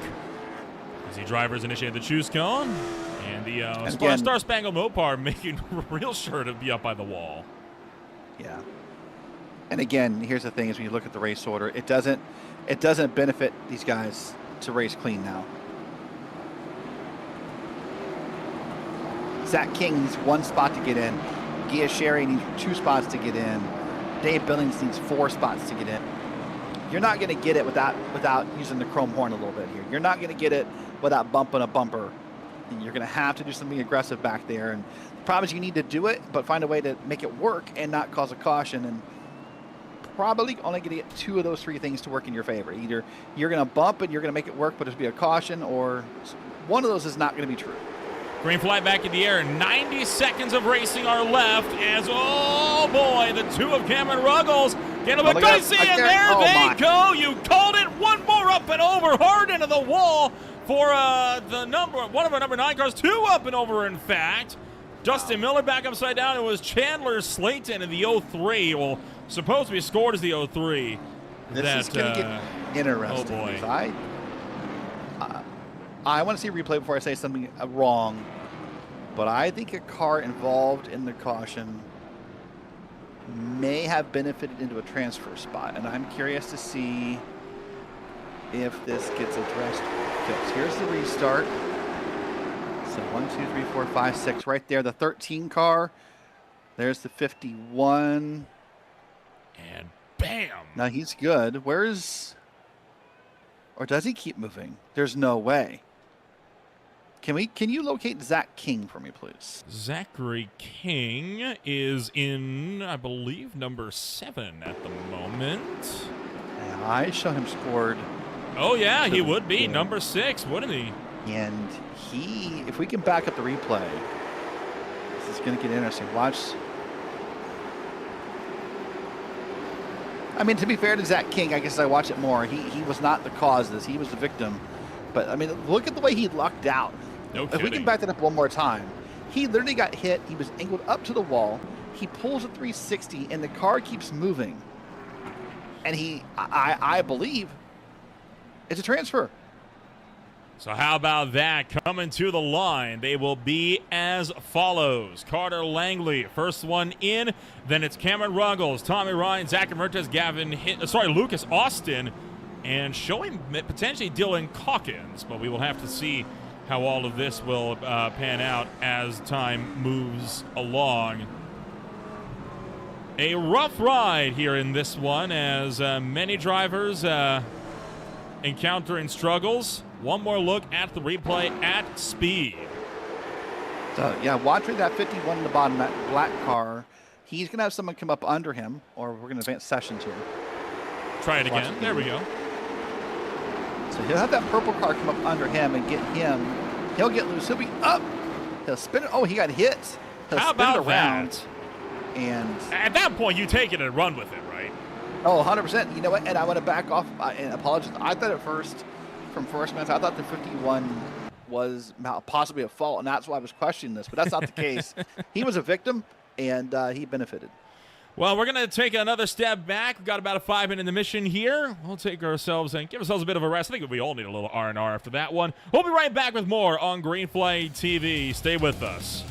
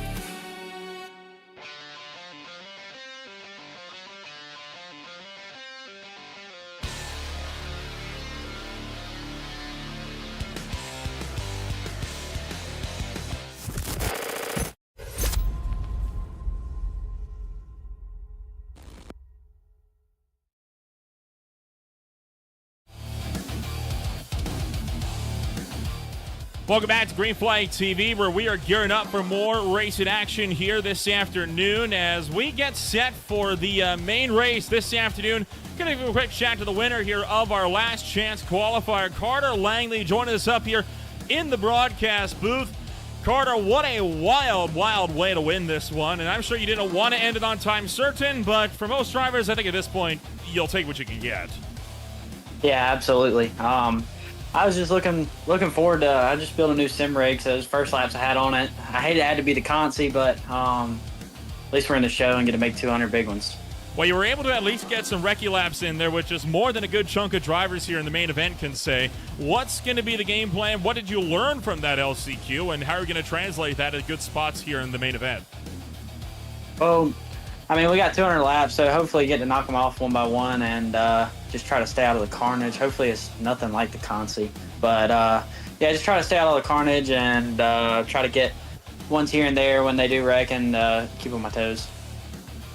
It's going to be a wild ride here on the afternoon, no doubt, Carter. A huge congratulations again for taking the victory in that LCQ. There is a long way to go still, and we'll see you when we go racing once again. Who knows? Maybe we'll be talking to you again at the end of the night. I hope so. We'll see. Carter Langley, the winner from the LCQ on the afternoon in his 05 entry. Derek, 60 seconds until we get this main race underway. Should be a fun afternoon if that 25-minute race is anything to go by. Hopefully, we can get a few more green flag laps in. Hopefully, typically that is the mantra. Is that typically races are longer, people can kind of settle in and they don't feel the need to go instantly. And I'm hoping that does turn out to be the case here as you settle in for a possibly long night of 200 laps at this track. Think about it this way, math-wise, again, 4 laps a minute. I mean, we could be done pretty quickly here if they can keep it green. In theory, yeah, that would require them to go green. And let's be honest, even in the real world, you struggle to go green at South Boston Speedway. It's not an easy track to pass in, and that invites a lot of chaos, a lot of carnage. So we'll have to see how this one's going to pan out. But for the time being, 8 seconds to go before we get to main event action. Want to once again thank everybody for joining us here for the first round of the Mystic Racing League Triple Crown here this afternoon. It's the South Boston 200, and main event action is here. 200 more laps, and we will see who will take the first race of the season here on this one. So, as we get set to roll things over to the racing session, it will now be the likes of Ashton Crowder started this race from the number 1 spot. Kyler Turzak will be number 2 on the field. From there, you got yourself Jordan Blair and Tristan Brunelli. Tyler Clare will be in number 5 alongside Brian Gravel in 6th. Colin Murphy in 7th, River Hayes in 8th. Then is Josh Kosick and Brody Marinko 9th and 10th. We're back here into P11 as we find Jordan Brinkley with Hunter Tyser next to him in P12. P13 is Ethan Johnson and Bryson Miller back in P14. Adam Baker, Cameron Goebel is back in row 8. 17th is Jacob Hefner next to Toby Link in P18. P19 is Wesley Burke with Skylar Dixon back in P20. P21, you'll find Kylie Dumas with Wesley Link next to him back in P22. These are the last drivers who locked their way in here, by the way. Brian Brinkley, Tyrell Foster, is the last ones. Carter Langley, Cameron Riggles, Zachary Mertes, Tommy Bryan, P27. Keep one on back from there. Get my spots here. Zachary Mertes, Laugus Austin, Dylan Calkins is the last one in P30 who made his way into the 200-lap main race. 30 cars, all of them have taken to the grid. Wesley Lynch will start his race from pit road. And we are ready to rumble here this afternoon. Derek, it's going to be a wild afternoon. 200 laps, 30 cars, and we'll see how many make it to the end. Headed down the back straightaway for the final time this afternoon. So once again, say thank you all for joining us here on what is bound to be a thrilling afternoon of racing into turn numbers 3 and 4. Green flag will not be out. The pace car did not pull off the track. That's what I get. I was too excited. Too excited. It's the opposite of what happened to us a couple weeks ago at Premier Sim Racing when we had a timed race and Evan Pasoko called the winner a lap. At that time, I called him like the Mark Martin of commentary. This is sort of the opposite of that. You just got faked out by the pace car. So he pulls down this. It's a very quick, sudden left-hander by the pace car. Really by the way, is. there's really no warning to us. You're kind of guessing and hoping. Is he going to do it? Is he going to do it? I mean, right there, he's going to think about it. No, he decides against it. Did this guy like late register for the race? What the heck's happening here? Did he like? He's on strike. He's protested until he gets higher wages. That's why he's not pulling off the track. I think listen, when we do lap lead counter later, this pace car is going to have to be on top of the board for a little bit. This guy right now. That might be one of the LCQ guys who just sort of took the pace car and has decided he's going to make his way in. You reckon? Hey, listen. Final drivers trying to get themselves up and sorted here. I now heard from race control in my ears, 1 to go. So maybe there we go. Okay. If that's true. 1 lap left to go. Wesley Lynch will be the lone driver who will not start this race with the others, so he'll have to start for pit road. Will likely lose a lap in the process. At least. Coming around, turn numbers 3 and 4. Time. Watch, it's going to be a quick left snap here. Time to get the party started as we get this show on the road. Green flag's out. We're racing to the South Boston 200.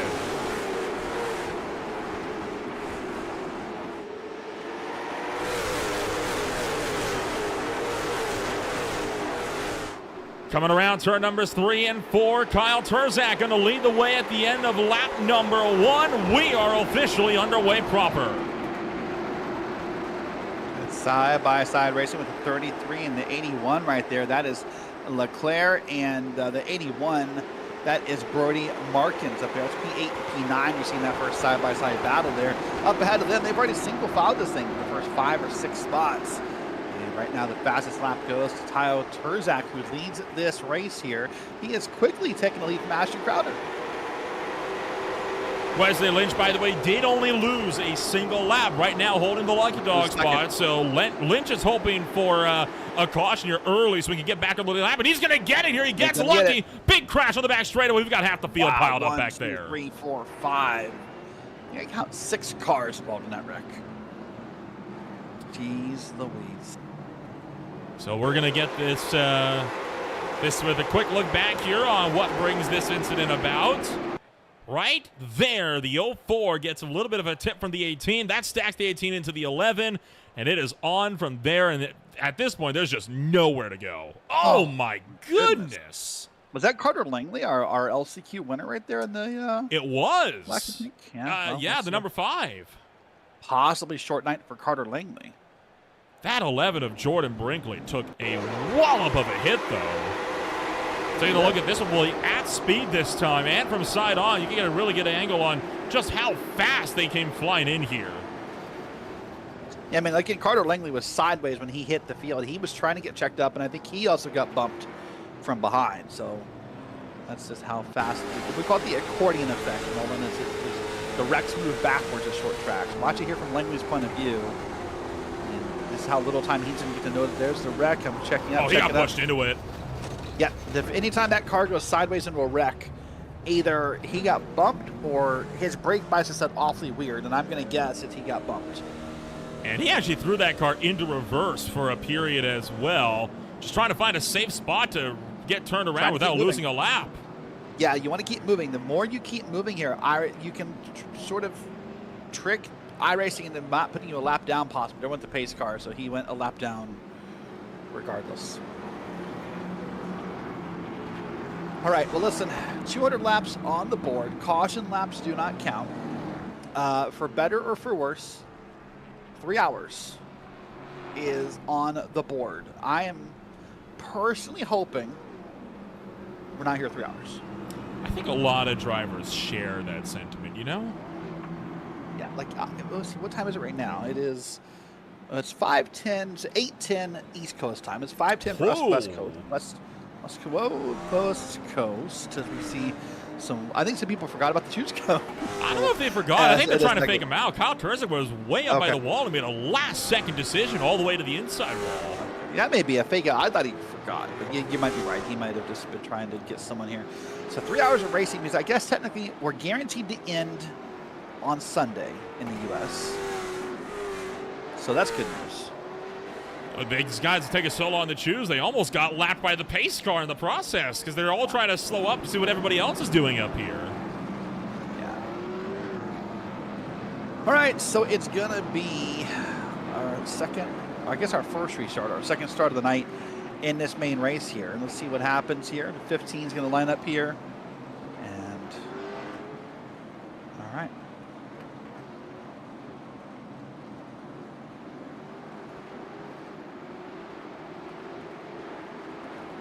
Pace car is off. We'll send it back to green, this time by Kyle Turzik. Launches well in the restart zone. We are underway once again as the field cruises up and around, almost up into the outside wall of the back straightaway. How about the number 4, Jordan Blair? Saw him get a little bit of a ride going earlier on when he had quite the qualifying effort. He's now trying to punch his way into the top 3. Been a great job as a 4 riding up top. Oh, slow car up top. That was Tristan Brunelli. I'm not sure what happened to him to cause him to check up there, but a great job by the 4 and the rest of the field to make sure that didn't become worse. Brunelli now falls down to P3. That puts Crowder back in P2. Remember, Crowder started this race on the pole. He lost the pole pretty quickly here. Would love to get it back. Behind him, the 33 is racing side by side. That's Tyler Leclerc, and they're going to come up across the line here. And we're quickly now ticking off some laps at South Boston. Well, the laps go by quick when you get the green flag laps, and Brunelli still about the top side. Tyler Leclerc hot on his heels behind. As Leclerc in that 33 trying to make something happen on the inside. Jordan Blair, I think, content to run 5th at the moment and let this race pan out long term for him. And can't say I blame him. A guy needs to be able to take a breather every now and again and make sure that they are fully sorted and ready to go for the late game. It's been a side-by-side further in the field. That's looking a little bit more dicey, though. Let's see how this goes. A 7 and a 22 now racing side-by-side here. And it's the 22 of Adam Baker, leaving the 7 of Wesley Burke. They're racing back here on the track for 15th and 16th here. Remember, Nolan, by the way, we should say this is a money race. Money is on the line at multiple points throughout this race. $125 to win for the main purse. I believe it was $80 for second, and all the way down throughout the top 10 points. Dollar amounts are awarded all the way to $10 for the 10th place position. Hard Luck driver also gets a $10 consolation prize for sticking it out for the long haul. Colson, of course, talked about him getting a $20 prize earlier on. You lead a lap, you get 5, you win the stages. By the way, the stages at 50, 100, and 150 with a caution for a stage. Scheduled at lap 100 for tire changes. You get 10 per stage win, and you also get 15 if you are the leader at the halfway point. So if you get money for leading the lap, now I think I know what the pace car set up. Extra bonus. Yeah, right? Hey, $5 is $5. That car is eco-friendly. Yeah, no, absolutely. I agree with you. The 15 and the 22 here, they want to get involved in this battle. They'd love to get up there a little higher on the board and race. The 22 and the 015 technically Kyle DeMont. This is 14th and 15th. So they need to make sure they can get up a few spots if they want to get paid at the end of this race here. That's a 7 car. And this 22 has been under attack, I guess you'd say, for a good number of laps now. He's been stuck to the bottom. And it sounds weird to say, but that's so difficult at a short track because it doesn't allow you to track out. It doesn't allow you to run your line. You often end up way slower when you're stuck to the bottom here at a short track such as South Boston.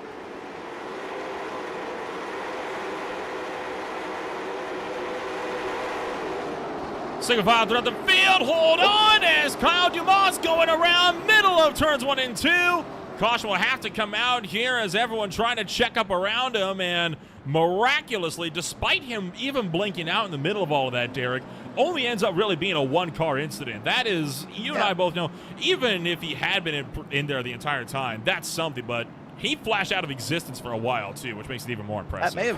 That may have actually helped, honestly, as weird as that sounds. That may have made it better that he wasn't there to be in front of everybody. He's going to blink out in a second, but the 015 is going to Kyle DeMassa. 15 in 8, technically, as he wants it to be referred to. It's going to right there. There's going to be just a little bit of contact coming right up here in a minute. And right there, that blue car is going to scrub the wall. How about the most of the secondary contact I could find on this wreck? Bryson Brinkley having quite the moment trying to get around this mess. He was right behind it. On board with Brinkley's 024. And hello. That's a good move to the bottom. That's solid move. Got a little checked up. Use that momentum of the car to get it below the yellow paint and avoid that wreck. Good job there for Brinkley. And again, the rest of the field. That's great that we had a car. Not that we had a great car parked sideways, but great that we, no one hit it. It's part of why I like that this wall really ends right at the exit of pit road to give drivers a bit more of an escape route. Obviously, what it really is it's for that secondary pit road. You can just see the start of back here, right? Because this track does have 2 pit roads, a la Bristol and Southern National Motorsports Park. But I do like that the wall ends because it gives drivers a much-needed escape route when this is one of those tracks where you can run, but you certainly cannot hide. Can we go back to that camera for the pit exit wall for a second? I want to ask you a question. I noticed something. A little off topic, but I'm going to see if we can go back there. I know I'm going to direct without directing. That's what I do sometimes. I can't get back there. But I noticed something sort of off the camera shot. Oh, that's kind of weird. No, the one you had before, we can see the iRacing truck. Maybe you can't get back there. I don't know. Right there. Yes. Those are the 3 least enthusiastic race fans I've seen in a long time on the inside of the track there. Like, there's a race going on. They're barely even looking at the track. Man. Oh, the things you can find when you go camera exploring. It's like their spouses drugged them to the track, Is this over yet? You never know. Great fly back in the air. 182 laps still on the cards. Kyle Terzak still leading the way. He has so far led every lap tonight. And not looking to stop now. Ashton Crowder, can he finally mount that challenge for the number 2 spot? Or the number 1 spot? That's going to be my big question for him. That is a good question right there. Ashton Crowder looking to get back involved here. Right now, comfortable riding in P2. The long race up ahead here. Still 181 laps to go. Right now, the battle's on for P3. That's Tristan Brunelli, who had that moment earlier where he kind of slowed up. He's next to Tyler Leclerc. And then from there, it's 2 by 2 a little bit back in the field here. So, this inside-outside thing is we're too wide here. Leclerc's going to have the advantage because he gets to track out, and he kind of gets to determine how much he wants to squeeze Brunelli and make his life difficult. Well, and squeeze him he shall, as you saw him give him quite a bit of he's going to give him another big squeeze. I think he actually checked the door that time coming out of turn number 2 for the 33. That's not good. Yeah, the problem with your Leclerc, you pull that move, is Brunelli might just say, hey, let me show you how that works. And he might just not, care that you're there and move you up the track. But boy, Brunelli well down below the corner this time. And Leclerc, I believe, is now clear for P3. He's lucky he didn't do that to Canadian. We know a thing or two. A shoulder checking around, going to go. The 9 of Colin Murphy. Hard into the inside wall in front straightaway. Cautions out again. Everyone really jamming on the binders. The 0-2 of Zachary Mertens having a wild moment as well. Were you going to say don't do it to Canadian because you guys know what shoulder checking is because you're hockey? Yes. Okay. It's me pretending to know anything about hockey. Do you guys apologize after you shoulder check somebody? Oh God, no! That's the one case where we don't apologize. Oh, okay, got it. All right. We just insult each other instead. Fair enough. All right. Well, caution's out again, and this time for the 9 car, and at possibly the cleanest wreck we've had so far. I mean, 9 car did a great job of holding the brakes once he got wrecked here. But let's see how he ended up. Sideways, just through the corner, a little bit of a slide all on his own, I think, here. Now I had some help from the 1. Yep. Eventually, but he was pretty well loose before that 1 car ever tapped him. But he's going to hold his brakes and basically sit right at the start-finish line. And you see Barney the Flagman has no choice but to put the yellow flag out. Going to get a ride on board with the 0-2 of Zachary Mertens. He had quite the wild moment checking up for this. I think he actually got a bit of a hit from behind in all of this. He did too. This is on board with him. Watch here through the corner. And as you see, Everyone's kind of bundling up a little bit here. Wreck's going to happen right up here to the left of him. Ooh, boy. It felt like he, man, at least from that camera point of view, Nolan, it felt like he stabbed the brakes really hard.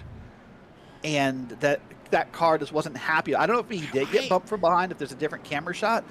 But it I felt did like he hear a stabbed the brakes crunch. really hard. I heard like a tiny Okay. little crunch, so I think he did, but that was not the main cause. It's kind of like what we saw with the night. He was already kicking the tail end out.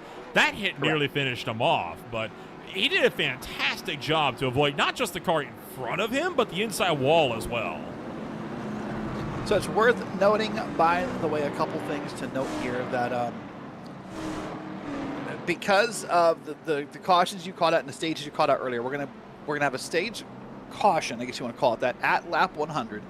That is when the drivers have been told they can go in and take tires, because remember, these late model cars, tires and gas shouldn't really be a problem. So on lap 100, we think everyone will come in together and take tires. So before that, unless you have damage to fix, I mean, as I look at my timing and scoring, I only should have been 3 cars, maybe a couple more than that, maybe 5 cars on pit road so far. To be fair, mostly for damage repairs, though, from that Right, really yeah, big yeah. crash that we had to kick off the race. Correct. So while caution laps don't count, it really, we shouldn't see any pit stops. We should just be kind of pacing around as we are. And we'll wait for choose could happen every time, which it already did this time. And I think this time we're going to go green here, pace cars down. As the lights are on at South Boston, Kyle Turzak leads us with Ashton Crowder trying to chase him down as we begin getting into the lap. Oh, not going to go far, though. We've already Not got him very piled long. up on the front straightaway. That's Colin Murphy around at the tail of the field. And, yeah, Carter Langley, like you said, as well. Good news is they got a long time before the field catches them. Bad news is we're already under caution. No lucky dogs. All cars are on the lead lap and will stay on the lead lap. As Do we have lucky dogs turned on? We do. It's not a late model. Okay. We have the lucky dogs. We do not have the wave arounds, though. Okay. Wait, what? So the wave arounds, that would be like if you're in front of the leader as a lap car between the pace car and you would start up in front then. I just thought that was well, let's watch this replay first. I'll come back to my thoughts on that.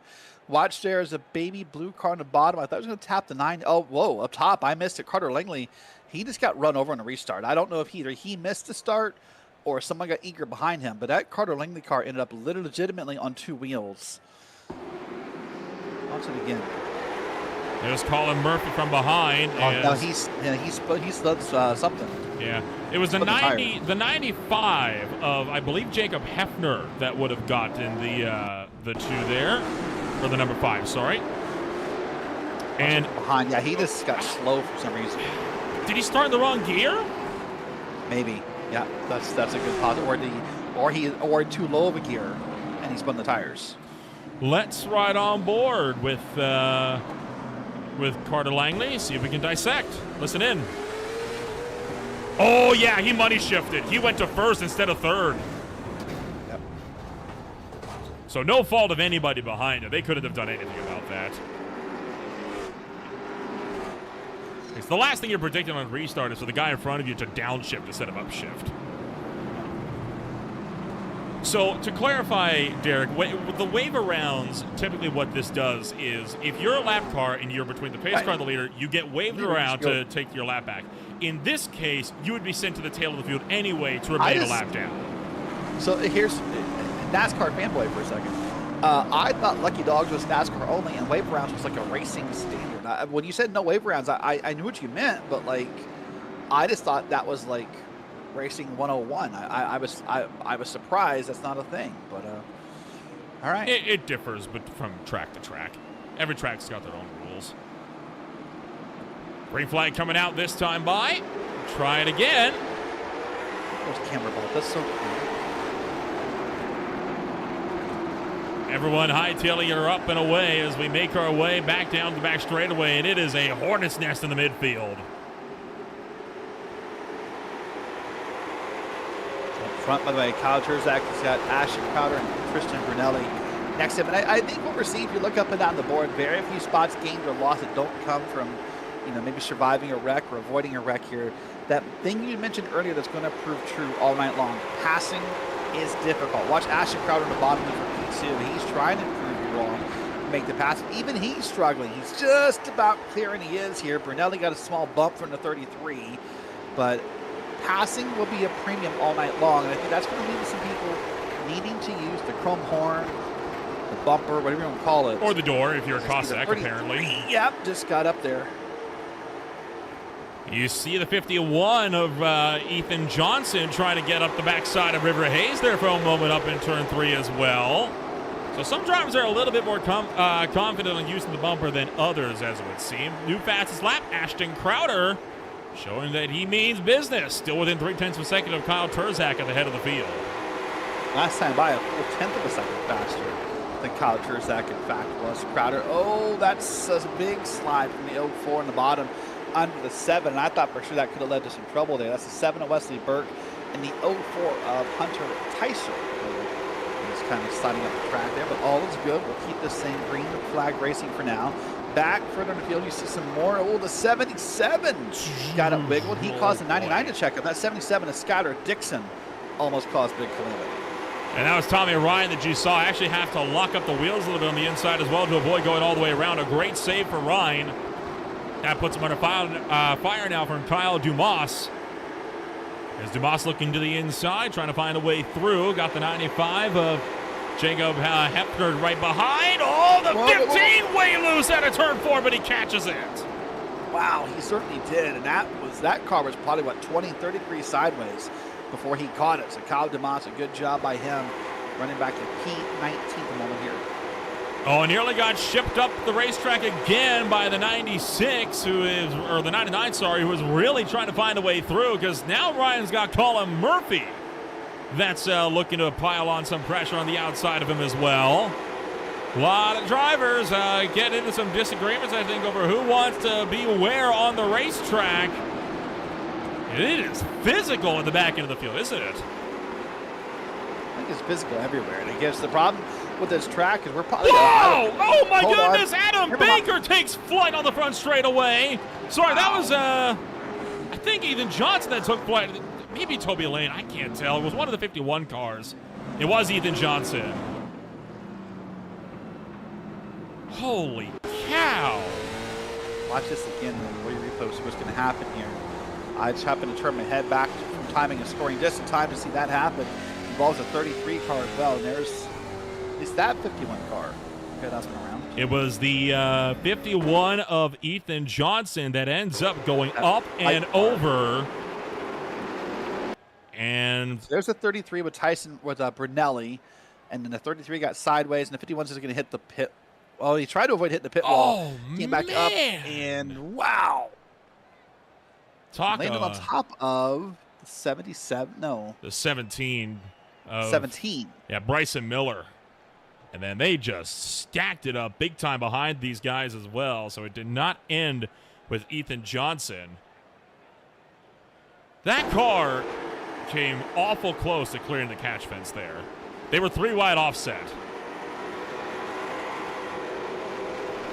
I think just the matter of how that corner ankles out, matter of trying to get up.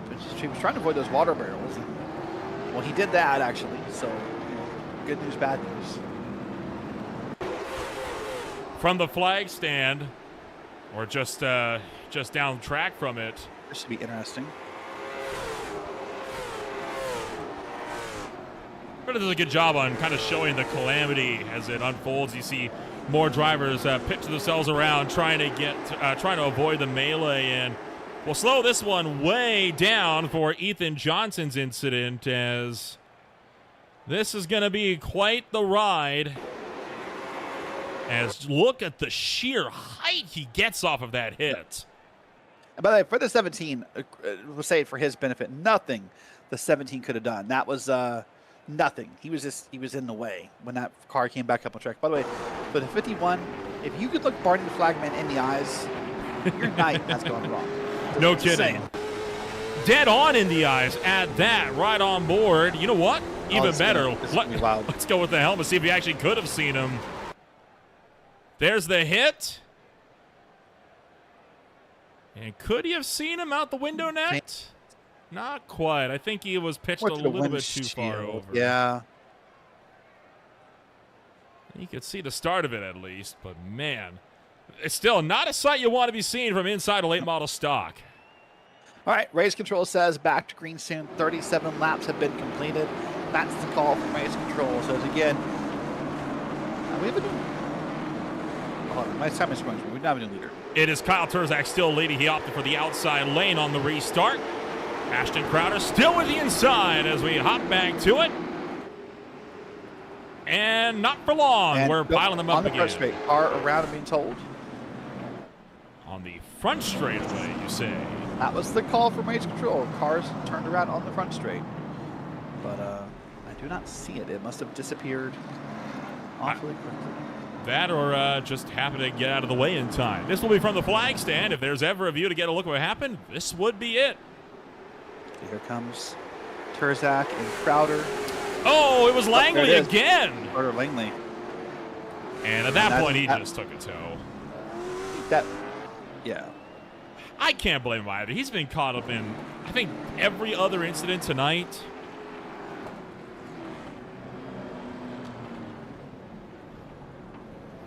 A lot more drivers down pit road for tire change, not tire changes, sorry, but for damage repairs. Again, only one set of tires that these drivers get all race long, and they're going to be saving it for the mandatory lap 100 break. Yeah, I think that's a fair assumption.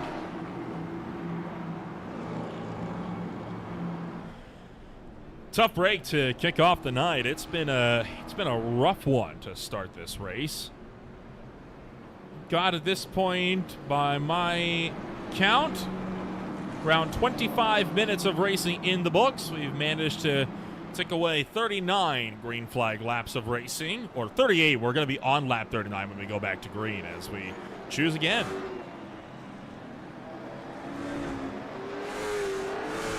By the way, worth noting, this is not the only Green Flag TV race broadcast tonight. If you want to pull a dual screen, you got double monitors. There's also a race going for the Blazing Puddles Truck Series.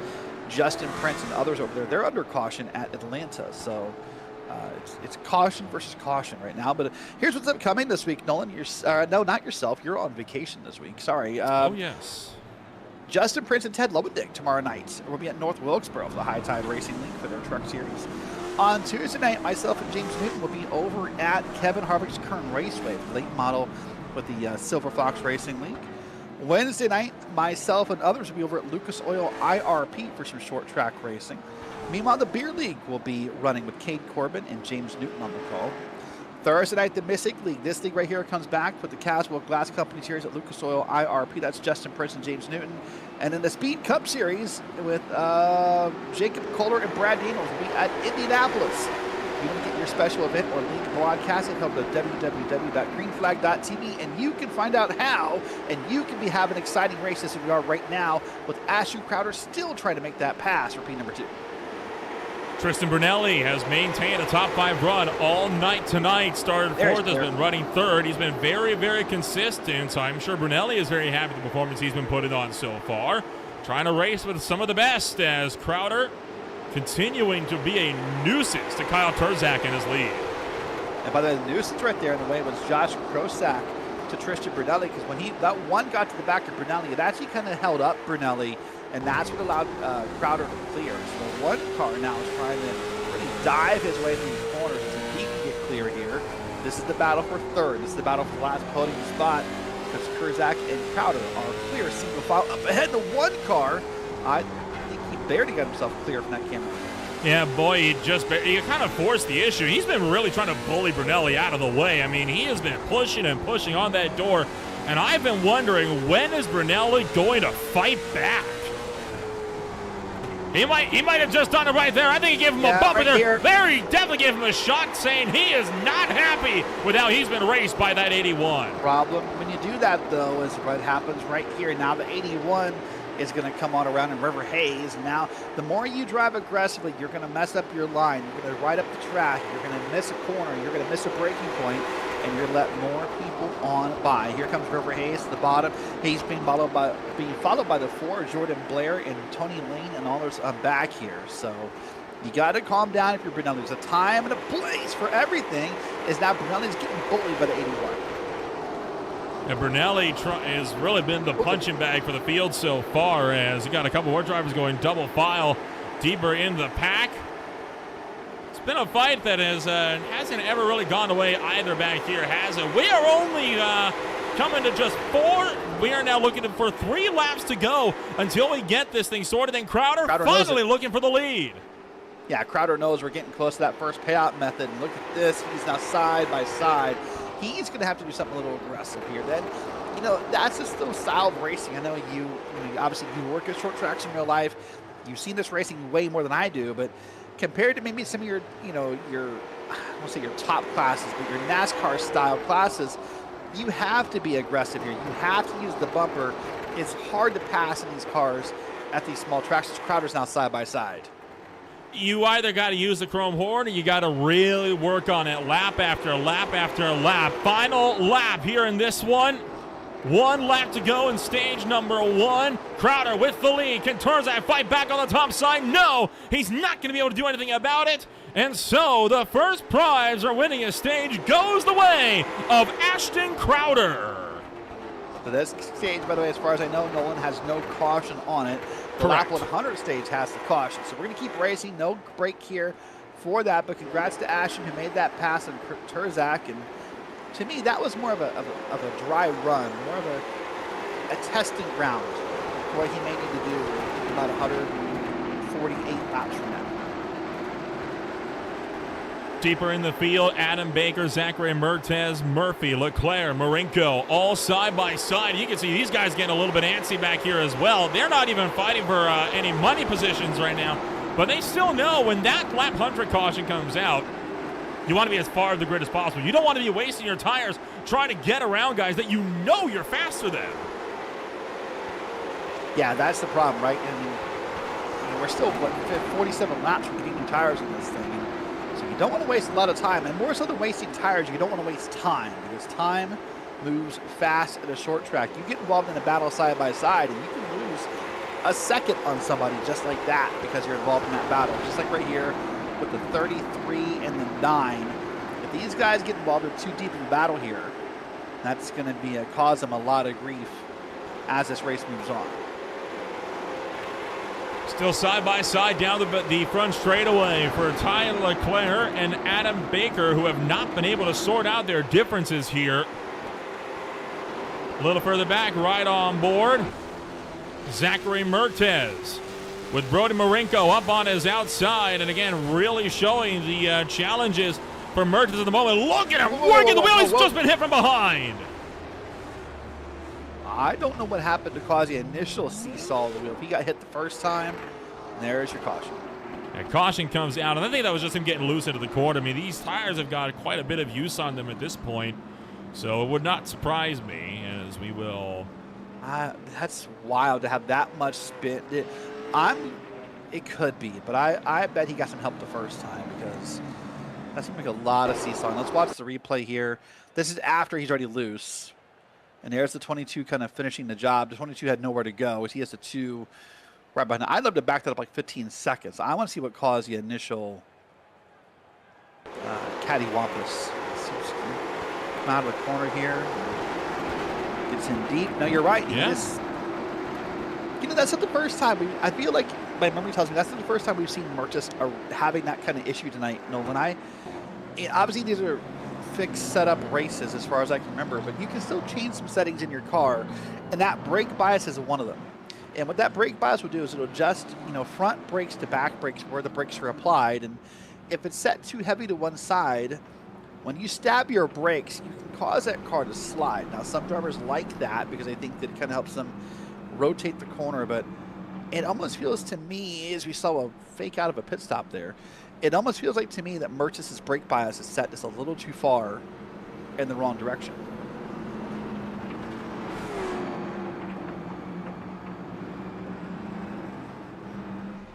The brake bias is something that can really, I think you're right. I mean, the brake bias is something that can help versus hinder.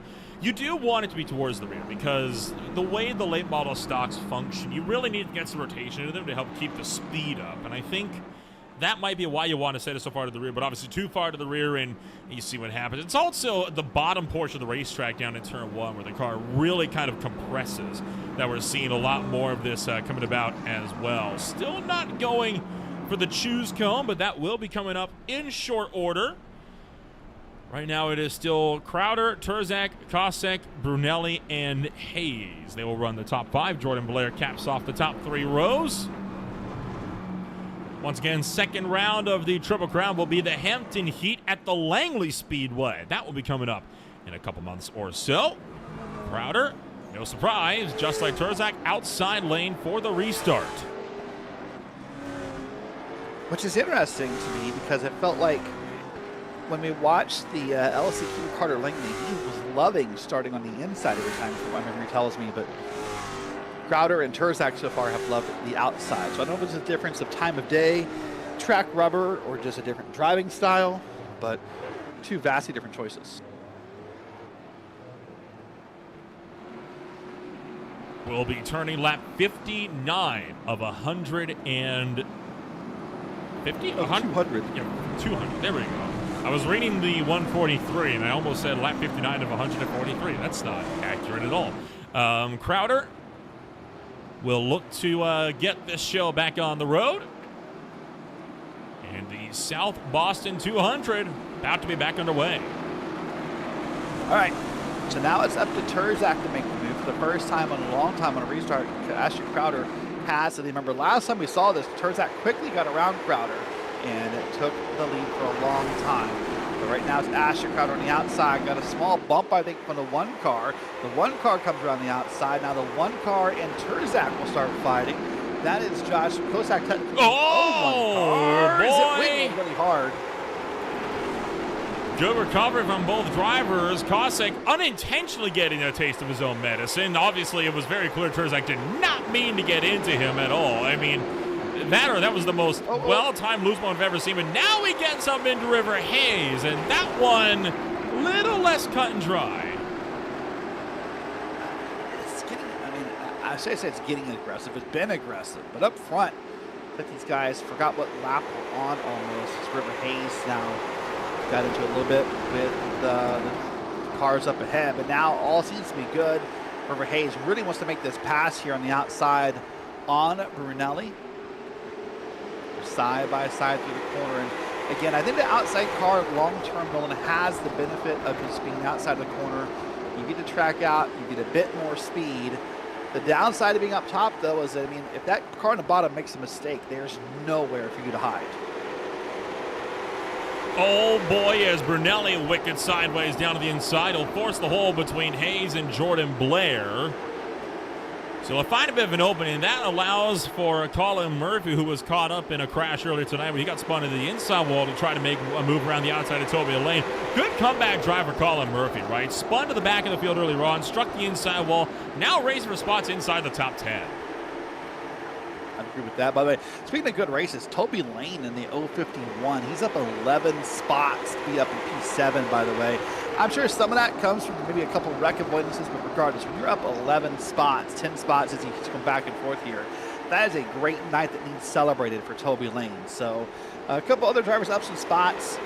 The driver back in P14, which is Cameron Ruggles. Remember, he is up a bunch of spots. He started because of advancing from the LCQ. He's up, I believe, 12 spots on the day. He and Tommy Ryan, who he's actually battling with right behind, they are both up 12 positions on the day. So they've both been having some very good days at the office so far in the first race of the Mystic Triple Crown. Well, the number 2, Cameron Ruggles, still maintaining his run up on the top side of the racetrack as we will try to get this one up and rolling. Overall, the fighting continues to be aggressive as a few drivers get a little bit more physical. Josh Kosek trying to force the issue for second place up front. He's trying to push the issue. Just, I mean, man, just that right there with between the 81 and the 15 is getting a little aggressive more and more. River Hayes really wants to get in there, and he's trying to make the move on the bottom, and I think that's just, I don't know that history has shown us so far. Maybe it might be Ashton Crowder, Nolan. I don't think anyone's really made a big power move on the inside so far. No, no one has. I mean, you've been able to get spots down the inside, but you haven't been able to get a pass and clear it in one corner. It's doable, but you got to, again, really work at it and be a lot more confident in your inside cornering ability than some of these other drivers in the field. And so far, that confidence may be lacking for quite a few drivers on the pack. Not so for drivers like Colin Murphy and Jordan Blair, who are trying to go at it on the inside for their two respective battles. There's the 9, and Brunelli's back here with the 9 now. Brunelli's maybe the driver who's fallen back. I don't want to say the most. He's only down a couple spots, but from a driver at one point who was battling for P2, now it feels like there's this maybe as his track has rubbered in or as the night has gone on, he's having a harder time as he was well below the corner there. You see him digging for anything. He's just frustrated. He tapped the wall there, and oh boy, that's dangerous at a track like this to be down there. That's going to work well until it doesn't. Single file, meanwhile, all the way back through the pack, so not too much to worry about deeper in the field on action that's being missed out on just yet. They're all trying to just play it nice and safe. Toby Lane tried to find the inside of Jordan Blair, but nothing doing that time through. Remember, we're about 25 laps from that mandatory halfway caution. That's when the driver will all come down and put new tires on. And I was thinking to I was curious. I know, Nolan, you attended the drivers' meeting. Is it mandatory to put your tires on then? Like, what I'm wondering in my head, if I'm trying to play big brain, big game, could I put my tires on later? Yeah, I mean, there's nothing stopping you. The comp yellow is simply there to give drivers an opportunity in the event that a race like this were to go green all the way through. Wasn't going to be 19 other opportunities, I guess. Yeah. So that's what it's for, but there's nothing to stop you from even taking your tires under green if you wanted to. Though that would be. No, I'm just saying, like, yeah. I might want to say now. Here's the thing, and I know you and I talking to Prisha about in these late model cars, tires are more durable than maybe what we're used to in the Cup Series or the Truck Series. So, but and don't get me wrong, if you have new tires after 100 laps and I don't, I'm sure you're just going to walk away for a little bit. But if I can hang on and I can put my new tires on lap 150, 170. I might feel like a king at the end of this race. All depends on how the cautions fall. That is so often the case with any strategy shakeups in oval racing, right? It always depends on where those yellow flags come into play. Something I didn't think I'd say all night long just because of how small this track is and how tight the battle is. Ashton Crowder, hold on. How about wide with the that? 1, the 9, and the 8. The 15 up there. That was amazing, and Causing's going to lose it. Get down. Keep going. Great save. I was going to say something I thought I'd never say all night. We have a 4-second gap for the lead right now. This battle you're watching was the battle for P2, 3, and 4. Ashton Crowder is almost 4.5 seconds to the good on these drivers. Ashton Crowder is legitimately getting close to finding lap traffic. I'll tell you what, that was a wild moment for Josh Causing. I cannot believe he held on to that for as long as he did. Take another look at this one on board. I believe Iverson didn't put the caution out. I mean, that guy is sideways in front of the other cars. I mean, watch this here. He's the 10. He's in P10. Sorry. I mean, wow. Also, the fact he didn't hit the water barrels is almost more impressive. That was darn close as well. Jordan Blair, you were mentioning, drivers coming down for a shakeup. Well, he's in a pit road. This is not something I would do. This has got to be for something. Maybe he's hit the wall too many times, or maybe he has damage. You're going to go, I'm going to guess 3 laps down under green. That looks like a pass-through, maybe. He didn't even stop in the box. There's no penalties for incident points here. I don't know what that... Maybe he got caught... I don't know. He got caught being unsportsmanlike with other drivers, most likely. There is manual race control. Yeah. I don't see anything assigned. I was going to say maybe he cut too close. Some of these drivers are starting to cut these corners. Maybe he cut it a little too far and he kind of tipped the pit entry or pit exit point. I don't know. By the way, Wesley Lynch is sideways on the track. There's your caution for the 33 car. Yeah, they got a little checked up coming into turn number 1. That's what caused this yellow flag to come about. Take another look and see what happens to Wesley Lynch. That's the blue, the baby blue 33. It's going to be down the bottom of the corner. The bottom of the corner, okay. All looks good right here. He's going to stab the brakes to avoid the car ahead, or he's going to tap the car up ahead, possibly. Yeah, I think he got into the 02. No, I think that just was the two of Cameron Ruggles, and that spun him around.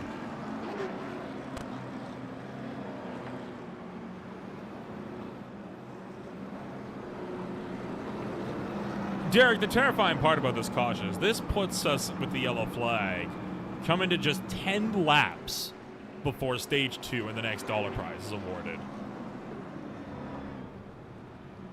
That may have just been the longest green flag run we're going to be getting all night.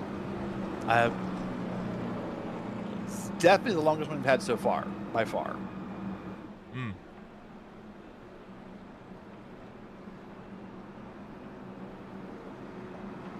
And lots of questioning across the IRC voice chatters, what I was kind of half listening to as well.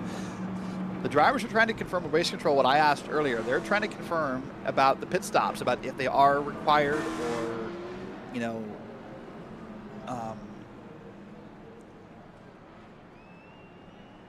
so they were trying to confirm. So it tells you there's definitely some strategy brewing in those heads as well. The free pass goes to the 009 race control says. So he'll get a free pass around here. And there's some pit stops happening right now.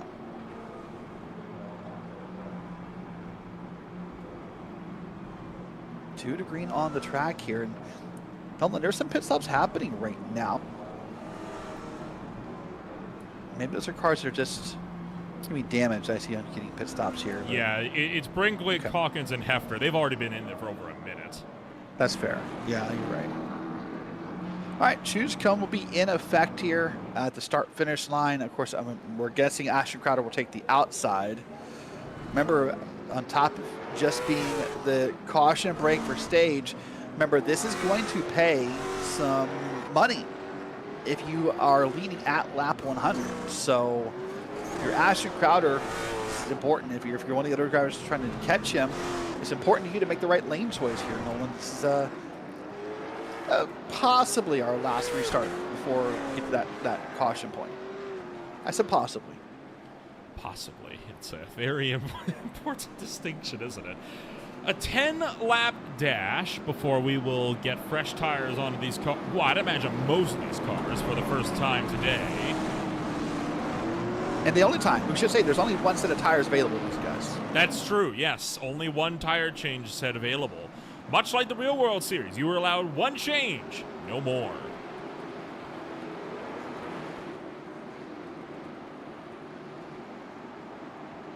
$10 to go in stage number 2. Coming to the green flag. We are racing once again. Big jump here side by side now. It's going to be Terzak, and he's under attack from the 9 car. In fact, Terzak may lose second place here as the 9's on the bottom and driving it pretty well here. And then on back 2 by 2 as far as the eye can see. No surprise here. No one's going to be laying it back. Everyone's going to be go, go, go from here to the end. Remember, it is also a $10 prize for the stage win. Proud has already got 10 tonight. We'll see if he can secure another 10 to make it 20 total when he comes back around.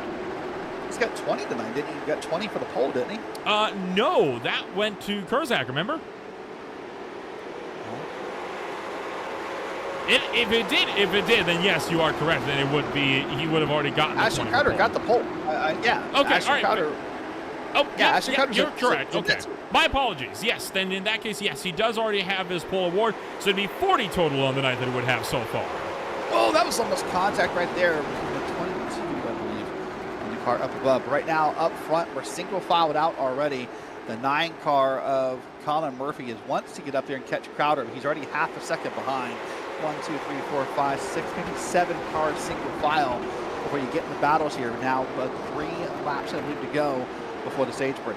Cossack top side of 3 101 wide. and a 22. Yeah, that's Brody Marengo on the inside of Cossack in the 0-1. And up on the top side, Brian Gravel making a good job to get around that and around front straightaway. The 13 of Lucas also got put into the wall. He saved it. That 13 I thought for sure was going to be sideways or backwards or something, but he's still moving, as are we. 104 to go, 4 laps to go. I was a little off my lap count earlier. And right now it's Crowder, Murphy, Turzak, River Hayes, and Tyler Leclerc, your top 5. It'll be 2 laps to go this next time by at the stripe. Fighting it out for number 3 on the racetrack. Turzak around the outside of River Hayes. Trying to make something happen. 102 laps to go, 2 in the stage. River Hayes way down to the inside. Final lap of stage 2 officially underway. Cameron Goebel has unfortunately blown something up. And he's got a meatball flag. He will most likely could very well be done for the night. As we come to the comp yellow, Crowder will be the winner of stage number 2 on the day. Good stuff for him. $45 now in the bank. 5 for leading a lap, 10 for both the stages that he's won, 20 for the pole. And this will kick off what should be about a 10-minute intermission, so drivers can come down and get tires changed over. By the way, I think that meatball flag you had a second ago, weirdly and ironically enough, I think was for a blown tire. I think that car up ahead, because there's no like dark gray smoke. There's none of that, that ominous sign of a blown motor. I bet it was for a blown tire. I bet he lucked out. And ironic that it's a blown tire on 100 to go.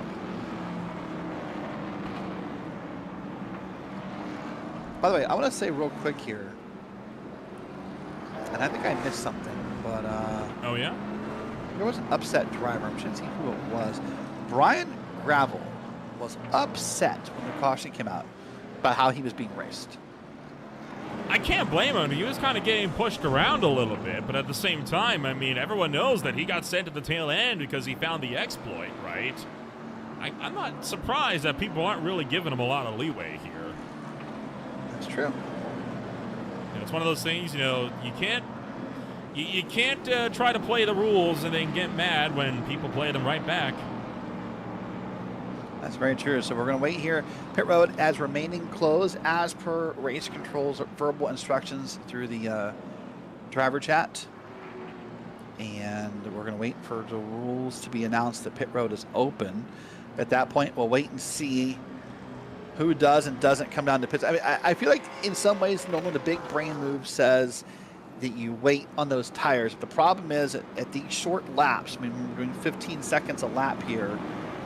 If you don't take tires, you might just get swallowed by the field. I don't know. I want it to work because I love finding alternate ways and alternate strategies, but I'm super scared that if you try and go off the beaten path here, that it might not go well. By the way, hold on. Okay, interesting. Okay, so let me clarify something from race control. Mm-hmm. The way race control just announced this is different than our understanding, so I want to clarify this. This is a quote. This is your one and only chance to take tires. Oh, okay, interesting. So everything I just said, just never mind. Just never mind. Just erase the last 2 minutes of conversation. How many times does this happen to us, right? We'll announce something and then they'll, I mean, it's the commentator way. Right when you think you have something secured, something happens to throw a wrench in the works. Well, this is going to make it pretty easy on the strategy, right? Just pit now and you don't need to worry about it. So this is the answer. So pit road will be open. They're being reminded to stay to the right side. Race control is looking here. Pit stops are going to start to happen here, and to be 4 tires. There's no need for gas, I wouldn't think. So here we are down pit road. Remember Crowder going to go all the way to the front of the pit road here.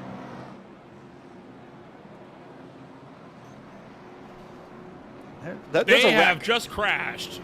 Brunelli and others have wrecked on pit road. It's a comp yellow. It's not even a competitive caution. What are we doing here? By the way, let's get through pit stops first. Not a question for you, but how? I don't know how that happened. But all right, let's Okay.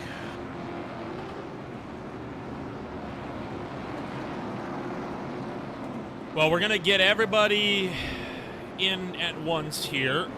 It's Tristan Brunelli, one of the drivers that ended up striking the wall. This is going to be the look at what happened.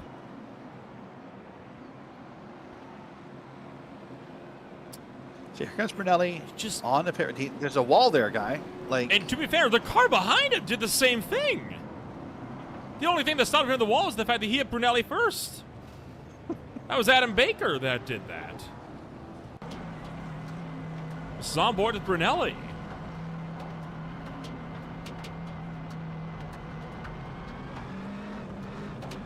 wait and see what's going to happen here. Okay, that puts it a little bit more into perspective, doesn't it? Not really. I mean, I don't know. No. Okay, so let's go back, and I want you to explain, because I feel like short tracks are your thing. We're using the word terms comp yellow. So explain to the viewers how a comp yellow differs from other yellows we see in stock cars. A yellow specifically for the purpose of pit stops, because obviously pit stops at a short track, they take a super long time. Way longer than regular stock car racing. This is a good way to get about and do it. So, yeah, a lot of leagues that run longer races, they'll have these. They have scheduled breaks, drivers can come down, fill up gas, change tires, what have you. Oftentimes, you can do this under red flag conditions as well. And I feel like this is more of a per track thing, but also sometimes what happens on pit road doesn't affect your running order sometimes. That is correct. Oftentimes, it does not. The field is frozen. All right, well, let's do this while we have a moment. Let's bring in the driver of the 15NH car, Kyle Demas. Kyle, big hopes, big aspirations for this race tonight. Of course, we're only halfway done, so, I mean, who knows what will still happen, but how's the racing been so far? It's been very competitive so far. We got up front like P15, I think, and then I ran out of talent, self-spun myself, which luckily we didn't get clobbered, so that was good. But then we climbed back up to 12th. The Samke Racing chassis car has been bad fast all night, and especially on that top side, it's been wicked fast. But once we got up there, I burned my right rear off, and it kept getting broadside, and we fell back to 20th, and then we're just kind of hanging on, and then it fell back to 26th, but we've been doing very competitive. I just need to save the tires a little bit better because we still got 100 more laps to this. But I think we got a good shot at a top 10, especially with the wrecks and everything. I think we maybe even have a shot at a top 5 if everything plays out in our favor. Was there any thought of staying out and just not taking tires? No, not at all. We were plowing so bad. We were starting the turn halfway down the front stretch of the flag stand just to make the corner, and then we were, well, I'm counting the laps, like 4 to go. I'm like, it's gonna blow. We're gonna blow it, and we're gonna screen the wall. This is not gonna be good. And luckily, it held on. I don't know how. All right, buddy. Well, listen, I know we're not too far from going green, and I know race control is talking in your ears as much as I am. So I'm gonna let you get back to it. And hey, if all works out at 100 laps from now, maybe we'll have a different conversation. I'm hoping so. Thank you, guys. All right. Good luck, buddy. All right, that's Kyle DeMont talking from inside the car. And Nolan, it's interesting. We thought maybe tires weren't going to play a factor, but Kyle said, hey, this car was plowing, and we saw a car we thought blow a tire right before the competition yellow. So maybe tires are, I won't say mattering, but maybe that caution was necessary for those tires. Yeah, we sure did. We did see one car. It was Cameron Goebel who had blown the tire out. It would have been the right front right before the yellow flag came out. Interesting enough, running a bit of an Impala look for Goebel instead of the traditional Camaro. I like it, though. It looks clean. Just a shame he had to be the one driver that blew the tire out in the first half of the race. But there's some confusion on track right now. This comp yellow is creating some questions. There's your pace car, and there's those guys. Is Kyle Murphy being scored as the leader right now? No, Ashton Crowder, according to my one. Yeah, I did see Crowder came back down, possibly for fuel, and it looks like Murphy and Terzak are doing the same. Okay, so let's wait and see what's happening here, because now Crowder's driving through the field. I don't know. I have to admit, my IRC knowledge does not typically do comp yellow situations. I know Crowder should be scored as first. Ironically enough, Derek, this is actually also a big part of local short track racing. The longest part of any yellow flag, especially after a long green flag run, getting everyone back into order. Because a lot of the times you're having to communicate that directly to the drivers through race seers that are sitting in a hot car, a very loud car that oftentimes can only just barely hear what you're saying. And so half the time they don't even hear that you're talking to them.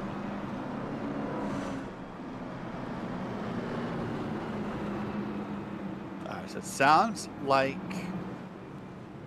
race control is trying to get this all lined up and get it correct here, but according to iRacing, here's what it should be.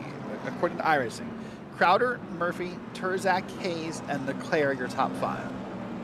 Yep, that would line up with me. That does not appear to be, that's what I could tell, what we are. Oh yeah, hold on. Crowder. Well, they're working on it. We'll let them work on it. You know, I feel like this would be easier if we could do red flags. Oh, one day for iRacing. You know, again, this is reminding me a lot about I had this happen just last night when I was working down at Hagacy Speedway. We had a touring series come on up here. They had 2 cars, same car number. Nobody realized until after they were both lined up in the same heat race. Imagine trying to get that sorted out with a lineup when you have one car that's supposed to be between them. I mean, that sounds like normal iRacing commentary. I don't know what you're talking about. The number of broadcasts we've called. Yeah, the tonight included. There's like 19 number 1 cars in this race, I think. I don't know what you're talking about. Everyone likes the number 1. It's the best number, dare I say. It's actually the loneliest number next to number 2.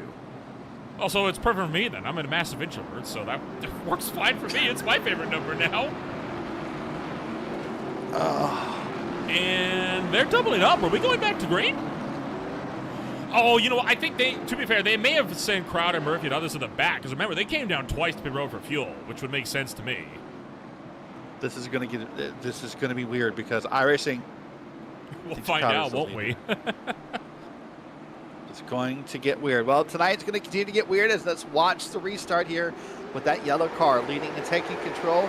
Green flag's back out, and we'll get this one sorted out here. Green flag back in the air. And Mertes is the leader. Yep, all 28 cars still on the lead lap is what we're being shown, so we do have ourselves a race. Zachary Mertes in the lead. Marinko number 2, Marinko's in the wall.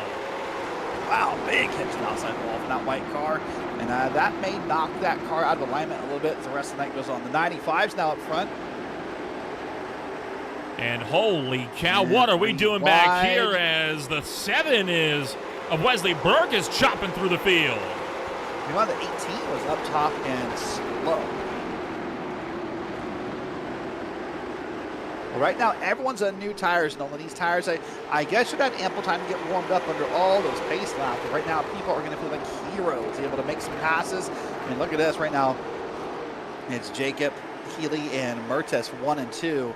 And actually, Mertes just got passed. He's going to get past a second time now. And he'll be back, I think, to P3, if not P4 here soon. Jacob Hefner to the race lead as drivers like Ashton Crowder are trying to cut their way through the field from the rear. Meanwhile, up front, Mertes is bleeding positions. Tyler Clare is through. Here comes Toby Lane. River Hayes wants to get it in here as well. Oh, and the 81 River Hayes going to get a bit of help from Josh Koslick from behind. And Koslick's going to try to hit him again. And this time, that causes Koslick to now become a victim to the number 9 on top of Terrell Foster. Koslick is making absolutely no friends out here tonight. No, that's a pretty easy statement to make. I think that's, that's pretty obvious. Wow, the 9 car now is up here, up front, racing around here. But the thing is, right now, quickly, Nolan, despite the new tires, despite the ability of all these cars, quickly we're single file. Remember now, we're down below 100 to go. So now as a driver, I think it's different mentally. Yes, it's still 92 to go, and that feels like a long time here, but when you get beyond halfway in a race, I don't care if it's this race, the Indy 500, a 24-hour race, when you're beyond halfway, it feels different. The urgency gets bigger. Time moves faster inside the car, so people now are going to feel the pressure bigger than before. A lot of pressure building on this field. Still have one more stage to go where another $10 will be rewarded to a lucky driver here this afternoon. And I feel like even saying lucky at this point isn't something that's too out of the ordinary to say based on how much of a demo derby this has been at some points. Meanwhile, the 191 up front getting a little bit checked up by Jordan Blair. Dylan Calkins, the one trying to fend him off. Wesley Lynch also in the midst of this pack. Up top, we do see that one car riding around here, that baby blue car. We've seen kind of issues earlier. They're still trying to race 3 wide towards the back of the pack, and that's just because they're desperate to make a move. There's a car wrecked. That's the 50. Is that our former leader? Wasn't it the 15? It was. It was Kyle Turzak sent around, and no caution somehow for this as well, want to point out. Everyone stayed below the line or below the track there. I mean, so bonus spins, and those were yellows. Well, I'm not debating that, but Turzak there is going to be upset because he's not that far from being lapped by Jacob Hefner now. It's Hefner, Brody Marinko, it's Tyler Leclerc, and Toby Lane up 1, 2, 3, and 4. So what happens here? I just saw the back of it from the camera shot. Watch the 15. Will be the next time around here. Does he get hit by someone? He's already kind of checking up a little bit there. This would be into right turn here. 3. Oh, they stacked him in Up front. ahead. Yep, Oh! 4 and a 79. Mertens! Slow car, the yellow car up top was slow, and it is Mertens. I'm being told there's still more wrecking happening. In Oh fact, my I'm being told goodness. maybe another wreck in the back that's not put out. The yellow was Mertens. Jeez. Yeah, you're right. Okay, you know what? Now that I see Mertens, I don't know why. And then there's also I was this happened just a few seconds ago. Tristan Brunelli as well as Ashton Crowder, it looks like, getting a little bit tangled up. Oh, this was still from this is the same earlier. wreck. Maybe here, Kyle DeMoss, Wesley Burke, and Skylar Dixon showing they were all running slow. Yep, there it is. The 77 was around to the back straightaway. Not fully I around, get, but but didn't go into the inside wall. Yeah. That one I get more than the last older 3 wide live back here. The 191's on the bottom, the 4's up top, and that's one of the 1 cars in between Oh here. my. 81 laps to go. It has picked up in intensity. The pressure's picked up here, and drivers are working really hard to try and pick up whatever spots they can here. And that's the 191 of Dylan Calkins, who's up 21 spots tonight. Nolan, that 191 is up top there. The 4 cars on the bottom. That is Jordan Blair. Jordan Blair, Dylan Calkins, and you also have Wesley Lynch still in the mix. Right behind them, Tommy Ryan, Bryson Miller. And behind them, Gravel and Murphy. Still knows the tail as well.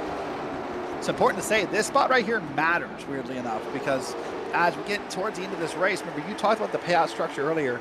People down to 10th place get paid at the finish of this race, and Calkins just went around. Surely this has to be a yellow, right? Finally.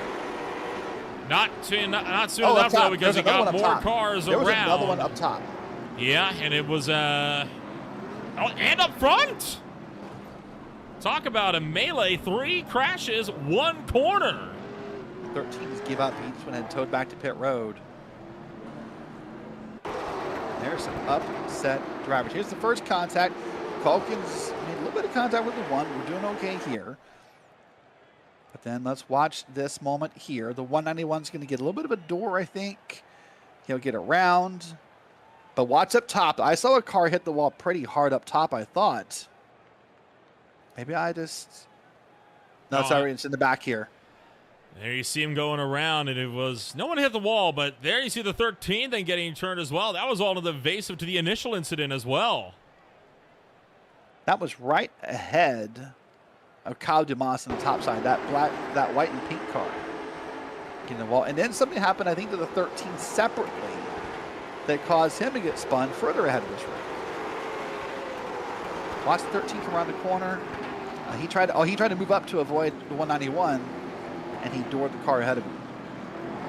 That would be Lucas Austin, who had gone around, and then he's kind of backed it up pretty heftily into the outside wall. And I believe it was Cameron Ruggles, the driver that would have been the involved in that secondary incident, way up to the top side. Yep, got run over by the 7, who got run over by Brunelli.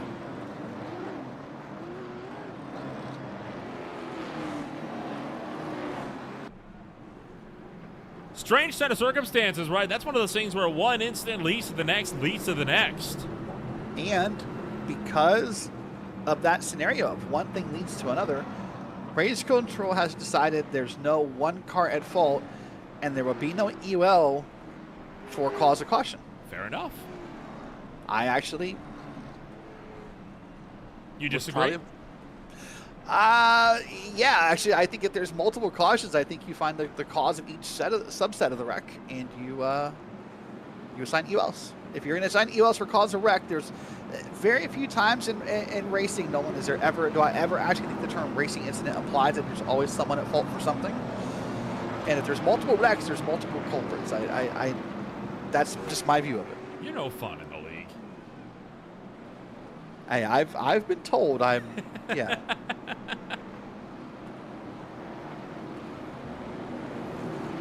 One car being sent to the tail.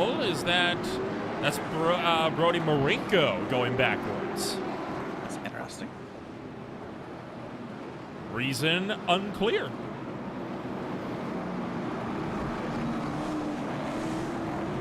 He and Wesley Burke are both going to be sent to the tail of the pack. Looks like we should go green this time through here. Yeah, we're making good progress in this race. I mean, we talked about the caution laps don't count. We kind of wondered what was in store for us, but we're a good way through this race. We're down to 77 to go. pace car's down, so let's get ready here. It's Jacob Hefner, River Hayes, Toby Lane, Josh Kosak, and more. As a big jump from your leader of Jacob Hefner coming on through. Now side by side for P2. The 1 car wants to get involved. The 11 wants to get involved. This battle for 2, 3, 4, and 5 is hot here in Virginia. Get a little bit dicey for the field as we get one more lap of the books. 75 to go, and now Cossack getting the Taser's on medicine. Tommy Ryan right up the back bumper and nearly sent him for a real big trip into the wall in turn 2. I don't think that sent him again in turn 4, and now he's taking him out right back. Multiple cars crash on the front straightaway, and that's the big one. And this is why retaliation is not okay. I get it, man. You want to send a message, but there's ways to do it without. The problem with retaliating right here is you affected multiple races because you want to send a message. This is going to be the look. We'll actually look at this one from turn 1. This will be a bit of a better angle. Look at there were 2 completely separate incidents together. There was a separate crash that happened at the back of the field there too, wasn't there? Because by the time they made contact, they were already in the wall back there. Yeah, this is absurd. I get you were frustrated. You want to make a point, but not the way to do it. There he gives him a bumper right there in turn 1. That's okay. That's okay. I'm down for that. You made your point. I just don't think he was happy that it didn't move him out of the way, so he tried it again. And this time, now, unfortunately, he did turn that wheel hard left, didn't he? You saw those white gloves were turned 90 degrees to the left. And this is, it can be seen either way. It could be seen as the one wanted to, retaliate back. It could also be seen as, hey, this is a short track and things happen fast, and that one was trying to get off the wall.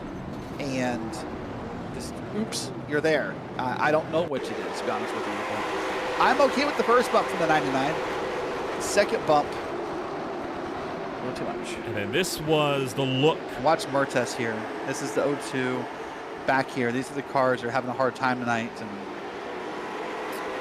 it was Mertes into the back of the 15. Kyle Damas. So that's what caused our second crash. Okay. Oh, hey, hold on. You keep talking. I need to verify something before I say it. Sorry. Yeah, you go on with that one, but we'll take a ride on board here with the 01 of Josh Kosak here. This is the hit, and I'll just say it. He never got off of him, even after he was starting to turn him up into the outside wall. So I feel like that's one of those situations. The footage kind of speaks for itself. Zachary Mertes now with a black flag as a result. An interesting one on that. That black flag has now been cleared. Now the question is, will we go 1 to green?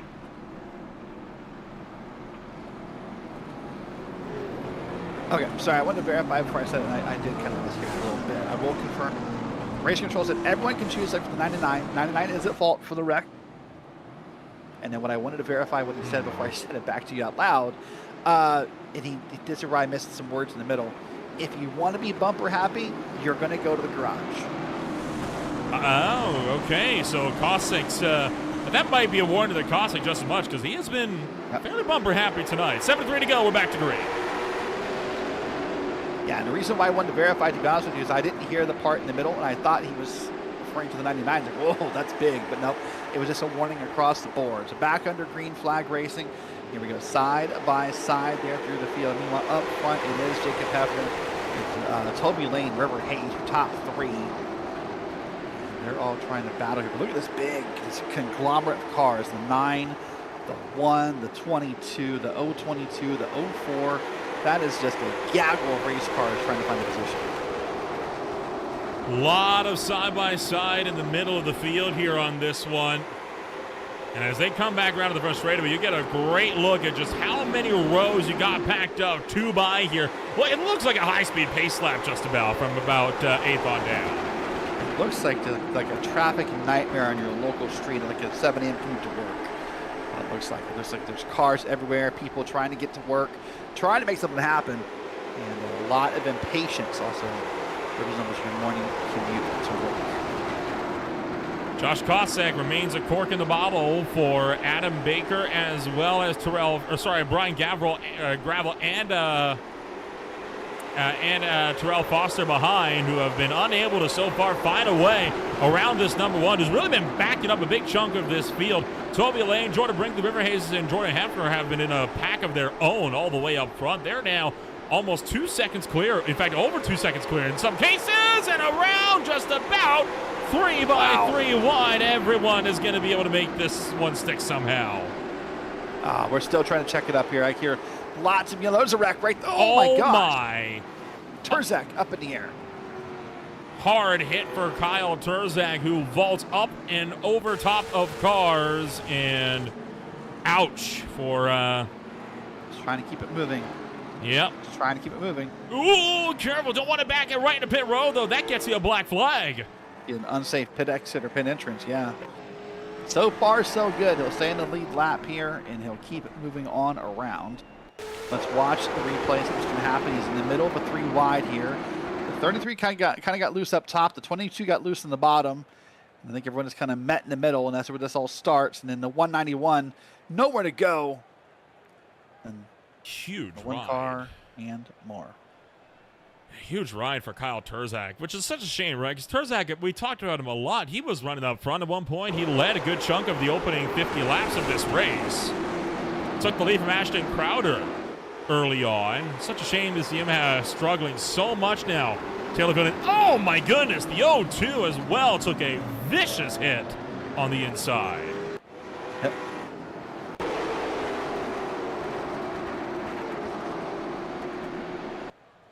This is going to be at speed. Well, it's slowing it down here. But again, we've talked about this before, but look at the height that the 15 gets when he gets scooped up into the air.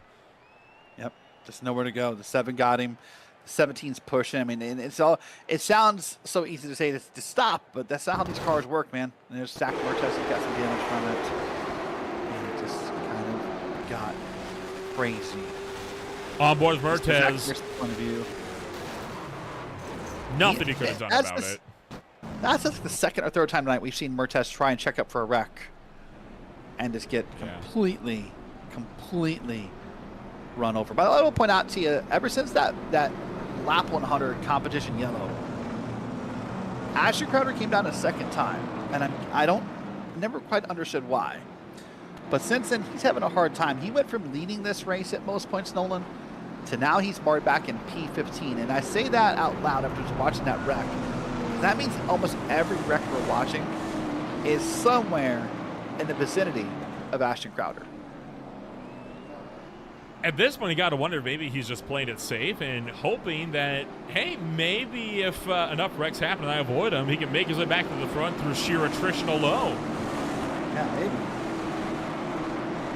The pace car's down. Let's try this again. It's going to be Bryson Miller, or no, it's going to be Jacob Hefner, River Hayes, Jordan Brinkley, and others on around taking the green flag here. And no surprise, your leader, as with every other time tonight, is going to be up and away from the field here, but side by side is the 11 and the 18 as we come around turn number 4.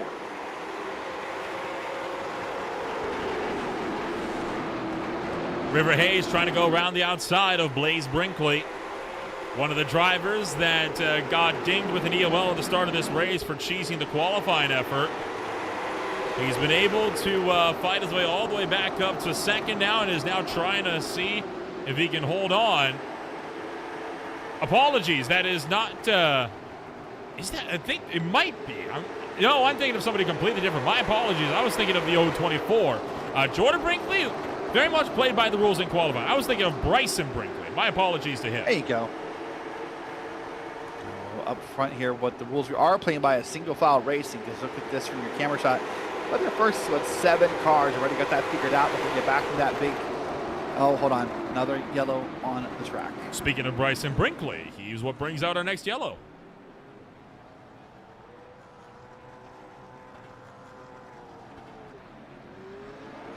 So what's going to happen here? We'll watch the replay and find the black 24 car. And there's going to be the inside of the 7. Oh boy, whoa, what is going on here, guys? That's my reaction. It's just yes, indeed. I'll try to get another better look at this one.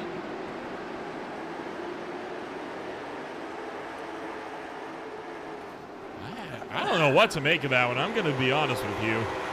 I know what to make of it, and it's not what I have to say, but that's, I mean, I will say that if you were going to look up the term like intentional wrecking in the racing dictionary, we could just, in my opinion, we could put this video right next to the definition. I don't know. I mean, let's watch the gloves.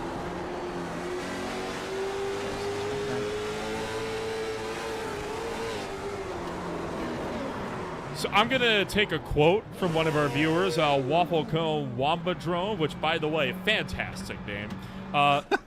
Interesting. That is indeed interesting. I'll just say it. That you're gonna have a hard time explaining that one away.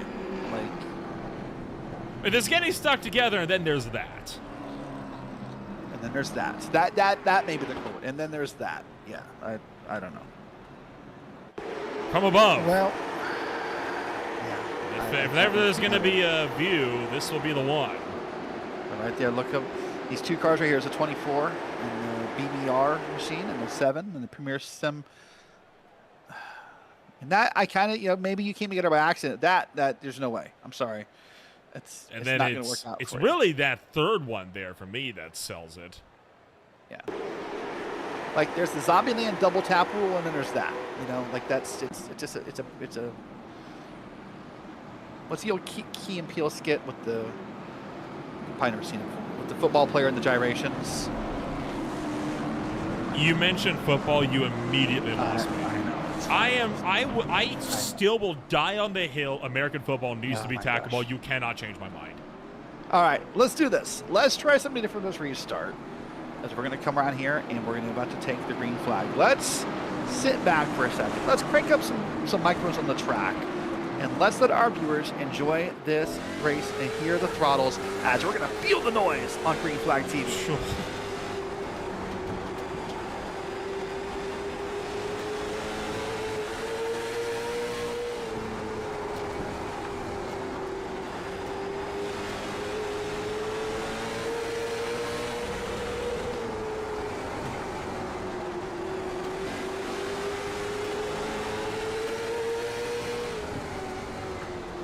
And trouble and caution as we've got Hunter Tyson around at the, check that, Tristan Brunelli around tail end of the field, potentially. Get a quick check back, see what happened to Brunelli. I would imagine this would pretty much be what causes this one, unless my deduction skills have changed. But given he was the one car that was off pace, I think it's pretty safe to say. So this is coming down into turn number 1. And he got a bumper full from the 13 of Lucas Austin from the rear right into the path of Cameron Ruggles. Good job on the 77 of Skylar Dixon to avoid. Same with the car right behind them as well. At speed with this incident. Boy, it has been a doozy of a race so far. And this is just one more to add to the pile. We are going to take ourselves with a firm step back. When we return, racing action continues in force as we continue to run the South Boston 200 on Green Flag TV. Stay with us. Racing isn't easy, but experiencing it is. iRacing puts you in the driver's seat with the industry's leading sim racing game. Drive on laser scan replicas of the greatest racing circuits from around the world. Go head-to-head against other drivers chosen by skill-based matchmaking to ensure competitive racing at every level. Compete across all your favorite series. In officially licensed cars, engineered to deliver the most accurate driving experience possible.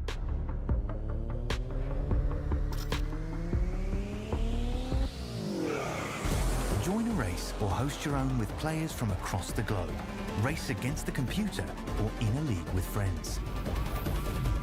Feel the thrill behind the wheel. Visit iRacing.com.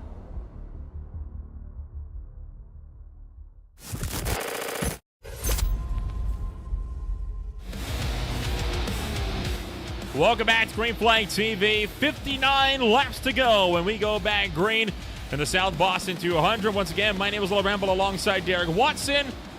We are getting set to come back after our caution number next on the evening. Jacob Hefner continuing to lead. Jordan Brinkley to his outside. Green flag is back in the air. That might be one of the better restarts we've seen on the outside all day long right there. That was a good jump there by Brinkley as he's kind of kept up with the leader. Back here for third and fourth, that's Toby Lane and Adam Baker. And then Josh Kosick and others trying to battle here. But that's a good jump right there. Usually our leader gets a nice, big, healthy jump. Not this time. The laps continue to tick away. One more $10 prize for the stage, and then it'll just be the $125 grand prize at the end of the afternoon to whoever wins this race. And they are continuing to run this one out side by side, all the rows deep. Yet again, though, from about fifth on back. Yeah, fifth on back. Almost three wide there with the one car stuck. Come Oh, on. the 33's up top. They're going to hold on to it, but that's... How many times has the one... Outside. Well, that's what I'm saying. How many times has Kosick pushed drivers into the outside wall now coming out of turn 2 in particular? It's definitely far from the first. And that's a fair statement. It's definitely far from the first. I would agree with that. Felt like there's another driver who's going to try to move up top, maybe. But nope, it's going to keep it too wide here. Man, three wide here is such a... this would have to be towards the top of the list of tracks I don't want to be three wide at. It's up there for sure. It's a very narrow racing surface. It's not going to stop these guys, though, as we go three wide again. 3 laps to go on the stage, and again Kosick fences someone. Hard to say that was entirely on him, though. Yeah, that's what I say. Of all the ones he's done today, that's probably one of the quote-unquote... That's one we can least forgive. guilty ones. But there's a 33 on that at the back of the one. This might be a story to follow here. Let's see if the 33 wants to say something. But there's Ashton Crowder trying to move his way back on through. He's in P13 currently in the bottom of that track, right behind the 191. And during one of his last cautions, Crowder said to the 191, hey man, I'm not trying to drive aggressive. I'm just trying to, get through this. And they said, no, we get it. Like, it's just dangerous out here. So Jacob Hefner coming to the end of stage number 3. He will take the final $10 stage win prize on the afternoon. That's not going to stop these guys from fighting it out, though, regardless.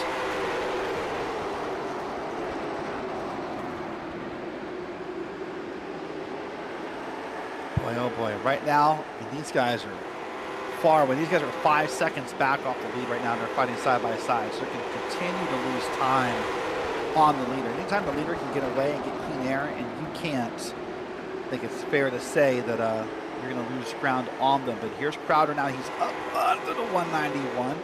Kind of isn't moving. He's kind of forcing the move, and Crowder's trying to make some moves here, but they're all very clean moves. Some other drivers can take some notes. Caution's out. That'll get rid of that gap to the leader. And that is Brody Marinko, one of the drivers that was up front with the Rapid Race Cars Camry. Not anymore, sorry to say, as he's going to end up losing a lap. Tough break for him. And you kind of saw it developing right at the tail end. They were 3 wide coming out of turn number 4.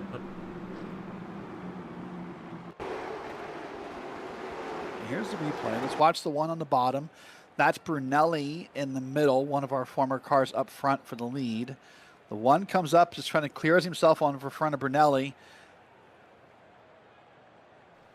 He nearly went up and over too, didn't he? It's not the first, it wouldn't be the first time we've seen a driver go upside down today, but that was about as close as he could get to going over without actually going over. So again, the one car just missed the call from the spotter, I guess, because right here he's just not clear and just kind of comes up. And then, oh boy, you're right. Worse than I thought it was from what last time we saw it, but you're right. That one car had some tires off the ground. And luckily gravity worked, kept him pointed, kept him not upside down, I guess.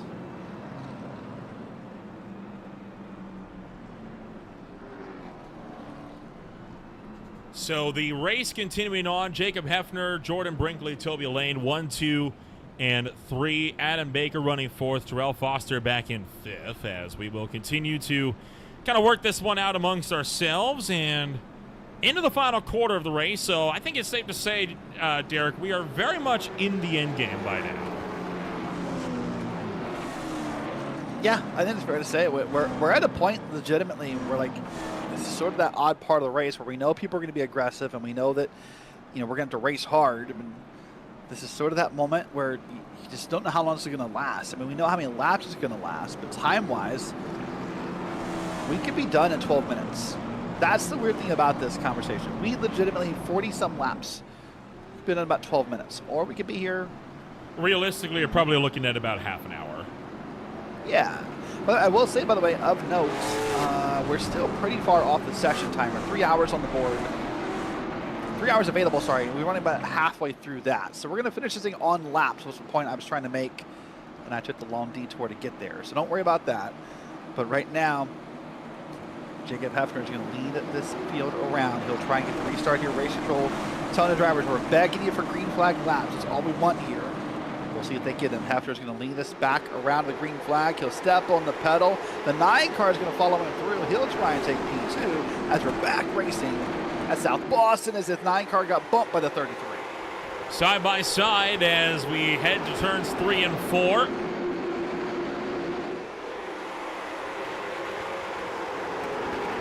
And overall, decent getaway from the field. I'm not seeing too much in the way of, except, okay, well, spoke too soon. As we pile them up again, a big mess up in turn 3.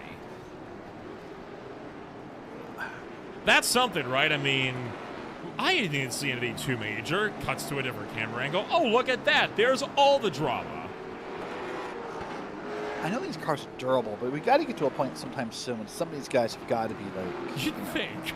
That the problem is, there's so many cautions, everyone's able to keep coming down and getting their damage fixed constantly. Yeah, but not that much damage. I mean, all things considered, I'm guessing you're only getting, I would think here, about 12, 13, maybe 14 seconds of damage fixed per lap. You got to remember, though, the field isn't stored under yellow. You don't lose a lap for an excessively long pit stop. That's fair, actually. That's a good point. The 33 is up top. There's Ashton Crowder on the bottom. They're both going to step ahead. It's the 22 and the 9 that get this, and the 33 just got ran over from behind. So Ashton Crowder barely weaved his way through that wreck, and then it just felt like it just broke loose behind him. You saw the 33 of Leslie Lynch slide across the racetrack and collect more drivers down on the inside. Looked like the 9 pushed her from the bottom, and the 22, their lines just converged.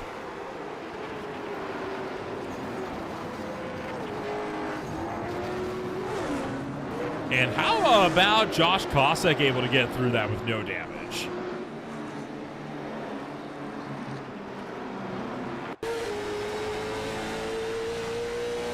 Right on board with the Cossack here. This is a pretty big avoidance on this one, Derek, as he's able to make up some serious ground. There was a whole second crash back there, too, wasn't there? Yep, that's what I say. Race Control just made a note out loud saying there was a whole second wreck involved in this. They're saying, so, yeah. Where did this one happen? Right there, the 99 got tangled up with the 34. That spun a whole host of them around to the back end. Ford did, like, I think a 720 in the back of the field there before he got that thing turned around and pointed straight. But yeah, 2 different wrecks. And, yeah. All right, well, Race Control said no EOLs for that wreck. They're going to just move on, and we'll keep moving. The wave around car did happen, so. All right. The only person who's probably happy, Nolan, about all these cautions is Jacob Hefner. And I'm sure he would be more happy if the caution laps were being counted, which that's the unfortunate thing, they're not. So all he's really doing is burning fuel out here.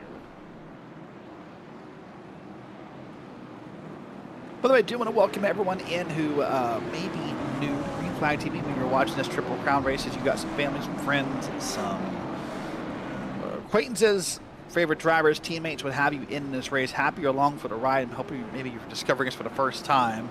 Derek Watson along with Nolan Rimple on the channel.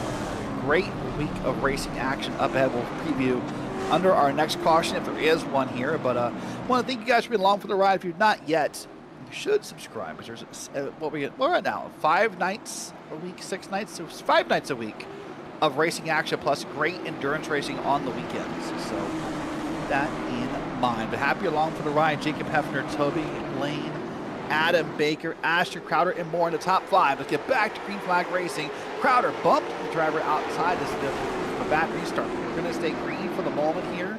Crowder's up top, on top of the 2. Meanwhile, again, Hefner pulls up ahead, but Toby Lane's trying to make a power move to the outside. Not for long. And Caution never mind. again.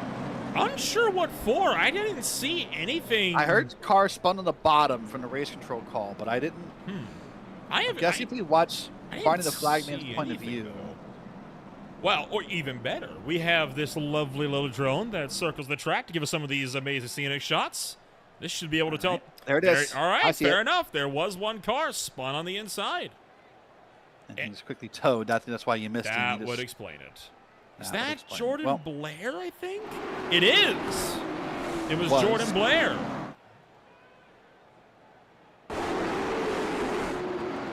And had some help on the What we're 11. being told, I think what we're being told from race control is the 4 needed to serve a penalty is what it said. Maybe I thought I heard, and therefore he was trying to get down the pit road and never called it out, and therefore. Huh.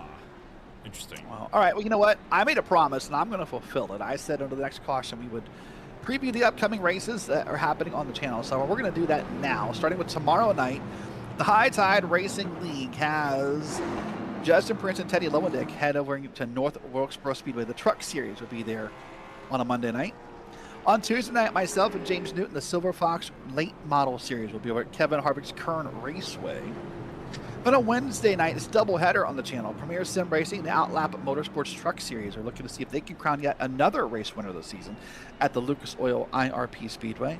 The Beer League, we'll find out where they are racing tomorrow, but I can tell they're racing the Formula Race 1600s Wednesday night.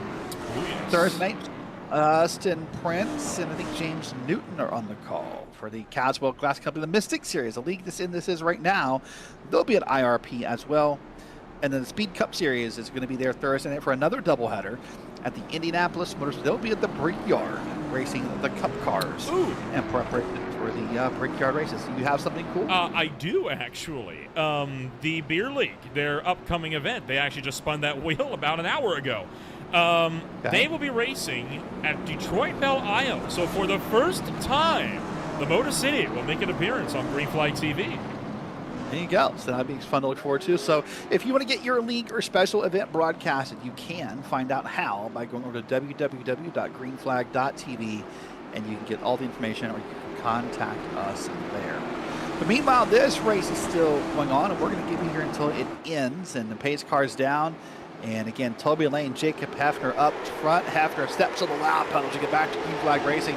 Beautiful jump, but Crowder quickly gets to the bottom of Toby Lane. Crowder, remember, led some laps, had that double pit stop and went to the back of the field. Now he's going to be back up front possibly again as he's solidly in P number 2. Every lap that goes by, it's one less that Jacob Hefner has to hold on up front. It's also one less that drivers behind have to make up whatever ground they can. So that desperation is going to be starting to set in earnest. But a door contact there between Adam Baker and Hunter Tyson.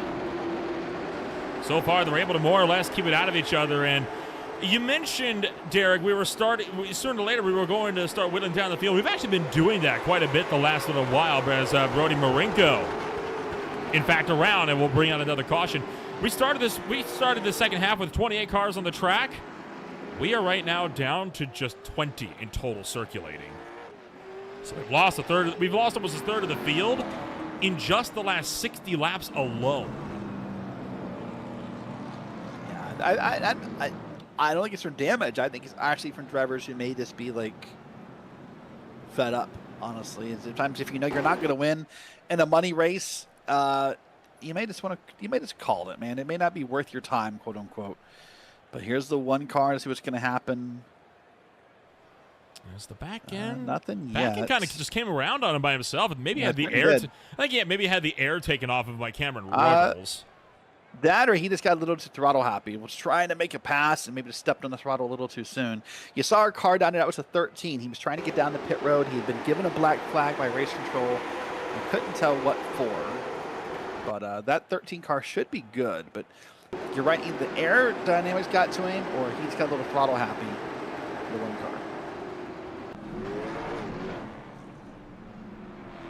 Down to 42 laps to go. I think correct if I'm wrong, we've had about, 3 back-to-back yellows now in the span of the last 10 green flag laps, give or take? Yeah, something like that. Getting up there on the caution counter by now. I'm not sure what the total number is. I'd estimate it's at least 10. We know that much. Boy, I'll tell you, this gives you, when you're commentating stuff like this with the constant cautions, and I'm not counting, and gives you a whole new respect for people like Eric Brennan and Blake McCandless who do it for the Cars Tour. This is a skill. I'll say it that way. Oh yeah. And keep in mind, the Cars Tour, they have comp yellows every 40 laps, not one at the halfway of 100. All right, well, here's the question I've had for a while. What would happen when Ashton Crowder got back to the front? Has he saved enough tires? Does he have the patience? Let's find out. 41 laps to go. Can the 44 car make use of them? Or is the 95, the 22, the 191, or someone else going to come up victorious? The 95 still the controlled car. Once the pace car pulls down, he'll be in control. He'll be ready to step on the gas pedal right here in the restart zone, and we'll get back to Green Flag Racing as Crowder does a great job of keeping up with him. Green flag back in the air as Jacob Hefner.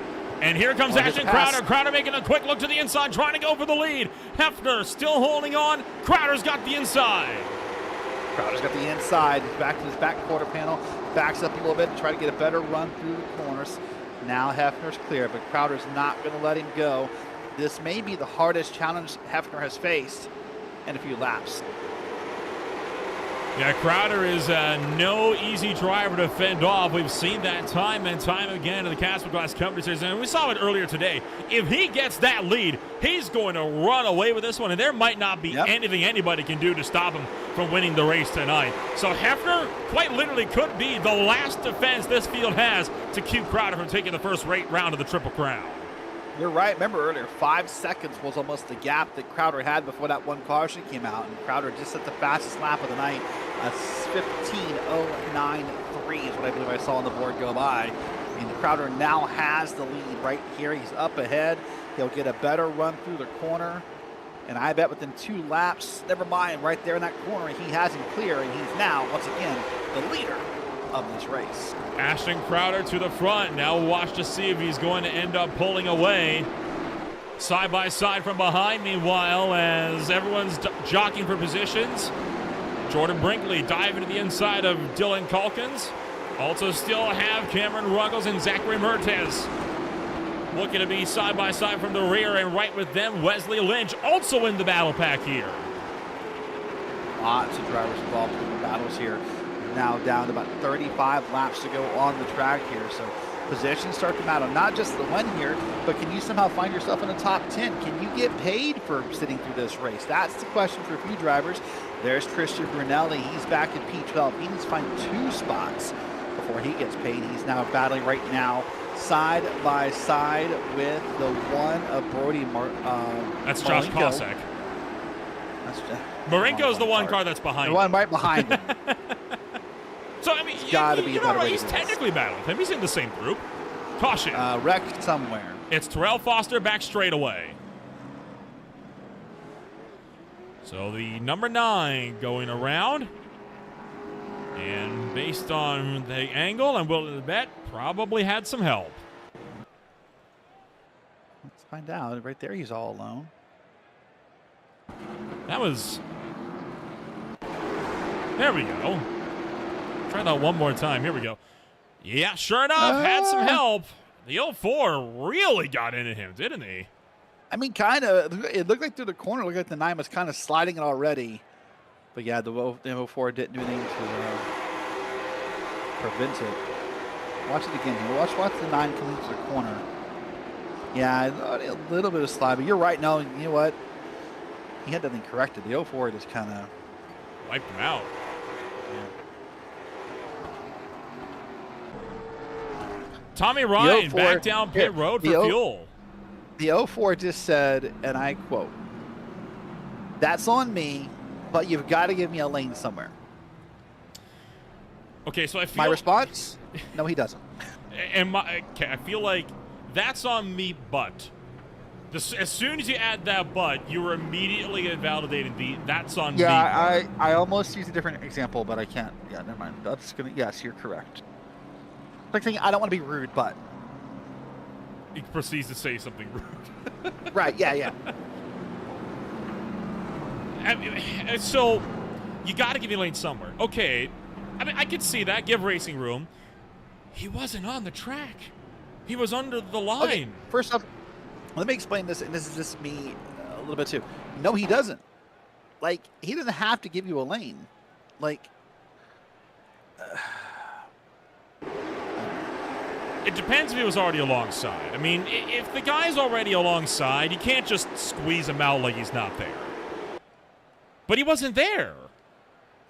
If you're below the racing surface, you are in the wrong. It's about as simple as it gets, in my opinion. It's like the rules that a lot of leagues have at tracks like Kansas or Las Vegas, right? You can go down onto the apron. You're allowed to do that. But if you cause a crash coming back up, it is 100% on you because you are no longer on the racing surface. Same rule applies here. By the way, of note, something different here. Ashton Crowder was the leader at the time of caution, and he has chosen, I believe, the outside. That doesn't surprise me. We've been seeing the dominant cars like Ashton Crowder and before him Kyle Turzak doing that all day long. It's worked out beautifully. Yeah. Some of the cars have been choosing the inside through the race, so it's a little back and forth, but Crowder's now to the outside, and it's going to be many more. Hefner, Toby Lane, River Hayes is up there trying to make something happen. But here we go. Possibly 32 laps to go at the line.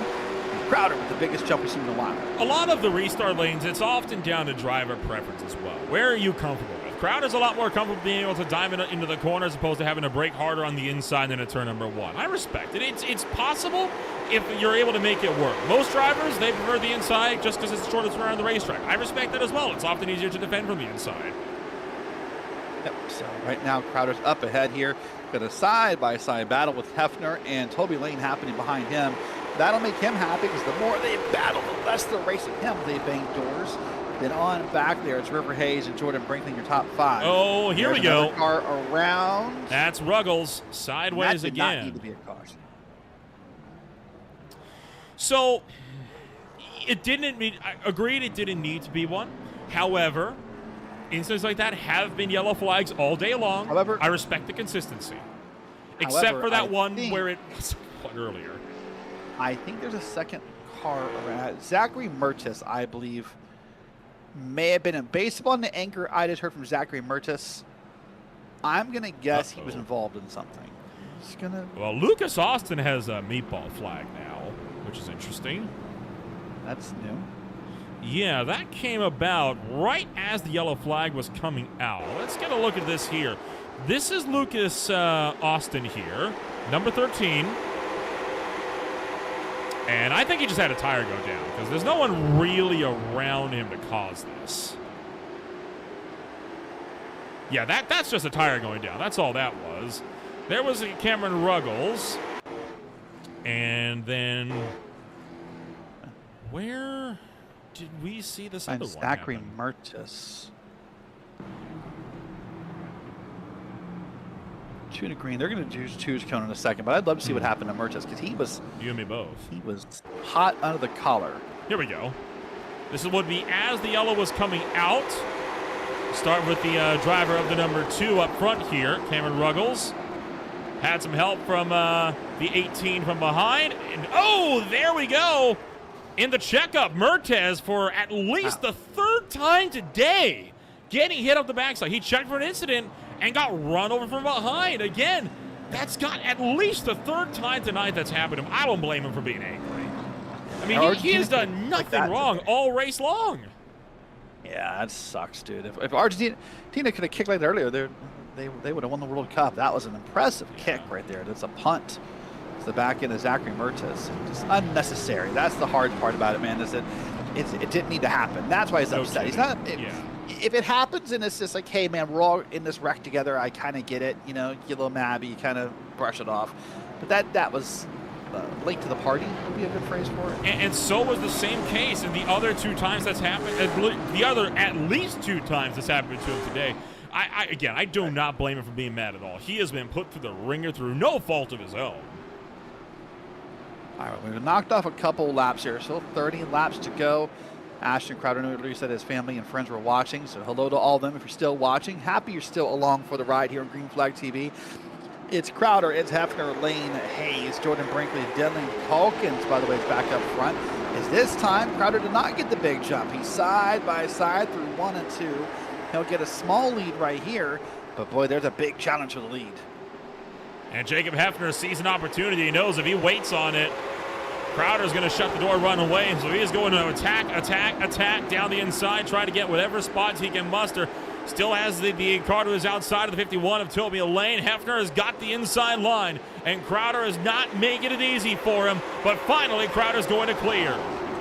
I think he's going to clear. 95 now is going to be in a battle here with the 51 and Toby Lane, the 051, who's really been up front for a while, trying to find his way to the front here. And then River Hayes, Jordan Brinkley's back there. Dylan Calkins is back there in the 191. He's been sort of in the picture all night long. After now less than 30 laps to go, 26 to go to be exact. 26 laps of the cars. Crowder resetting fastest lap of the race. Jordan Brinkley up the hill. River Hayes to his outside. Toby Lane running 3rd, just in front, trying to defend against 2 lanes simultaneously as they head to the back straightaway. Right now, every battle that happens back here has got to make Ashton Crowder a little happier. Because right now, Jacob Hefner may be free of this battle, but he lets Crowder slowly drive away. Remember, at one point, Crowder had a 5-second gap. I don't think there's enough time left, Dylan.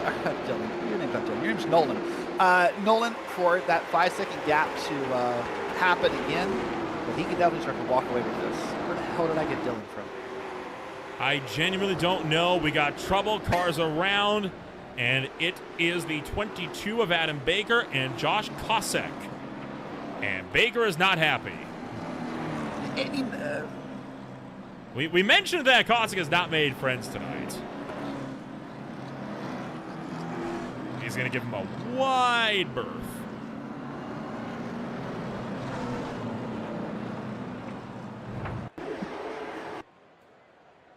This is into turn 3. Oh. Baker chucks it in. then back into turn 1. Are you kidding me? Wow. All things considered, I think Baker let Kosikov lightly there. Yeah. I will say that we're at that point in the race where I can't repeat the comments that are being made out of, well, both respect and language. And for what's being said, but let's just say, yeah, YouTube monetization rules and other things. Let's just say the 22 is not happy. Again, can you blame him? No, but I will say, and this is what I will say about this as a whole, and this is not the first time it's happened tonight, and hopefully it's something that Rachel maybe looks at for the next 2 legs of this Triple Crown. The voice chat has kind of gone from helpful to toxic, maybe a good word for it. It might be time for someone to step in and say, hey guys, like, shut up. Like, not that you're wrong, but the thing is, there's a point where it is unhelpful, and all you're doing is bringing the mood of everybody down.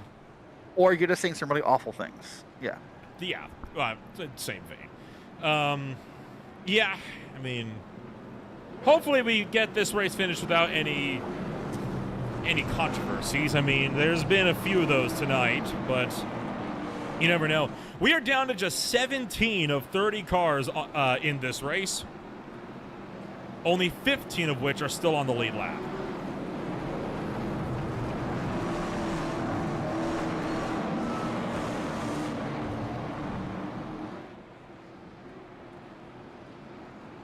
All right, let's try it again. 22 laps to go at the line. It's still Ashton Crowder up front.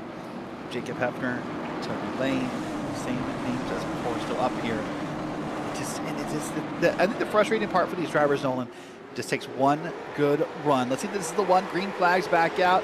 Crowder gets the jump. So does Hefner. He's almost clear for P2 that quickly. He'll try and put the challenge on. Toby Lane's going to try and stop him side by side for second, third, fourth, and fifth, sixth, and seventh even.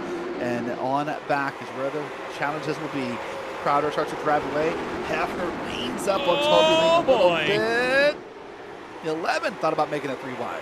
Thought about it, decided the game set probably for the best. 20 laps still to go. Not a lot of time left if drivers want to get this thing sorted. Now 20 laps to go. So officially into the final 10th of racing action this afternoon. Still have Jacob Hefner holding on. River Hayes in 4th. Brian Brinkley in 5th. And contact there sends Brinkley down the track. Lots of contact, and this is what you're going to start to expect now. Contact's going to happen. People are trying to either win a race or win some money. And in money racing, this is what happens. People get aggressive. Those dollar signs start to influence your decisions a little bit. So now here we are with almost 18 laps to go. People will get aggressive between this race with the 81 and the 11 right here. That's Jordan Brinkley, the 11, and 81 of River Hayes side by side. Meanwhile, up front, almost 1 second already for the gap for the lead. Meanwhile, back in the field, here's the 9, here's the 191, the 22, and others trying to hang on to this battle here. And this is behind the payoff point, I believe. The 191 continuing to hold on for the inside. Dylan Calkins trying to see if he can't fend off Adam Baker from the top shelf. But Baker on offense looking like he's got too much for him. Baker now to the inside of Terrell Foster, gunning for 12 here as they approach the final 15 laps. Ooh, the 22 now almost leaning up on the 9 here. And they're side by side. Remember, this is the battle right now for a 12th and 13th. So these guys, in my opinion, need to sort this out. Neither one of you is going to win any money. You need to get up there in the 10th to make that happen. But the 22 is trying his best, but he's just getting chopped off by the 9 out of those corners, and they're side by side racing. By the way, I said 5 seconds wasn't doable. Ashton Crowder, 1.2 seconds now at the line. That's the gap to the lead. Maybe 5 seconds is doable. The 191 getting a little physical here. Dylan Calkins giving Adam Baker a push down the back straightaway. I think maybe even was trying to help him get up and around the number 9. Boy, I tell you what, Terrell Foster is not wanting to yield for Adam Baker. He is giving him what for, and he's not the only one. Fight for second has been going on for several long laps just like this. A lot has been going on here, and you're right. I thought the 191 was trial to help the 22, and that time he wasn't. That time he got in the back quarter panel and almost got him turned around. And here we go now, by the way, 10 laps to go this time by. We're almost down to the single digits. We've been racing for 190 laps under green. 10 more, and we decide a winner. 10 laps to go. Still have Blaze Brinkley and Toby Lane racing side by side for the number 1 spot. Jacob Hefner wanted to see if he can gun it for a podium right behind. Contact there between the 11 and the 051 as they rub doors down the back straightaway. These guys need a caution. Oh, yes, they do. And they need it bad. They need it now. Blaze Brinkley gets clear. Now Jacob Hefner trying to contend against Toby Lane. Something to also keep in the back of your head. So remember, right around lap 100, we saw a couple drivers had some really bad tire problems, and even a couple who blew a tire coming to that competition yellow. We're nearing 100 laps on these tires. Who has tires left? Who can make the move? Let's find out here. Now just 6 laps to go coming around this time by. 95 made a great move there, did Hefner on top of Toby Lane. Got him up out of the way, and that's the correct way to do it. Here's the 04 and the 1 of Marinko. And there's the 22. He's on pit road. He must have blown a tire because he was just involved in the battle a second ago. He just was involved, and boy, not the way he was hoping to go out here this afternoon. Josh Kosek has a meatball flag, so his tires are gone. He has to come to the pit road, or he could get a black flag or worse, and he doesn't have time to outlast until the end. Now he's hoping for a caution, basically. They're hoping he could maybe just, get that fixed. But he's out of tires. It doesn't matter, actually, come to think of it. Yeah, you're right. That's it. His race is done. Kosek is done for the night. And sure enough, Kosek just now disqualified for failing to serve the meatball flag. A tough break for him. And that's the way to do it. I mean, with all due respect to Josh Kosek, that's the way to do it.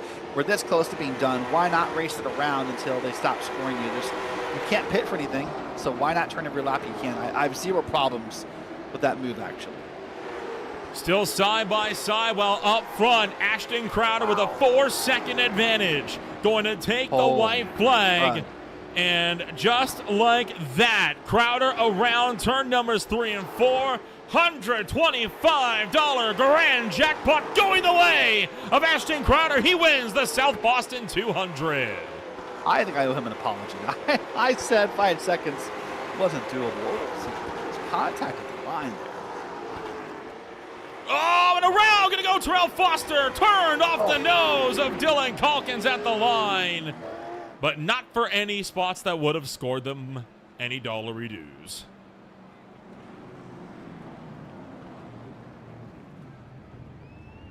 Wow. What a night. What a fun race. What a long race. But honestly, at the end, what dominance. I didn't think it was possible, Nolan. I didn't think 5 seconds was a doable gap in the 25 laps he had. Proved me wrong. He's going to take it all in, a grand total of $170 going Crowder's way. He took the 20 for pole position. He got 10 for each stage. He got the 5 for leading lap, and then the 125 as well for being able to come home and take the win this afternoon. So I'm sure Crowder, a healthy purse in the bag. And with that finally brings this race to a close. Let's get a rundown of your official post-race results. Crowder coming home number 1. Jordan Blaze Brinkley will finish this race in 2nd. Jacob Hefner will be in 3rd. River Hayes back and forth. Toby Lane in 5th, and it's Hunter Tyson, Brody Marinko, Zachary Mertez, Wesley Lynch, and Tommy Ryan for the top 10. P11, you'll find Cameron Ruggles with Dylan Calkins back in P12.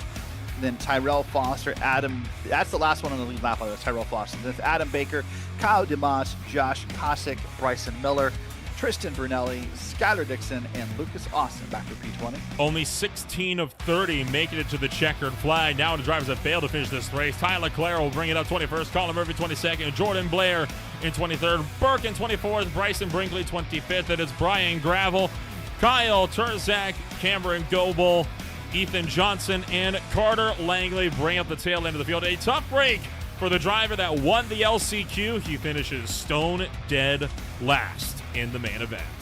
Well, we'll get the chance to get a chat with the top 3 drivers here at the end of the day.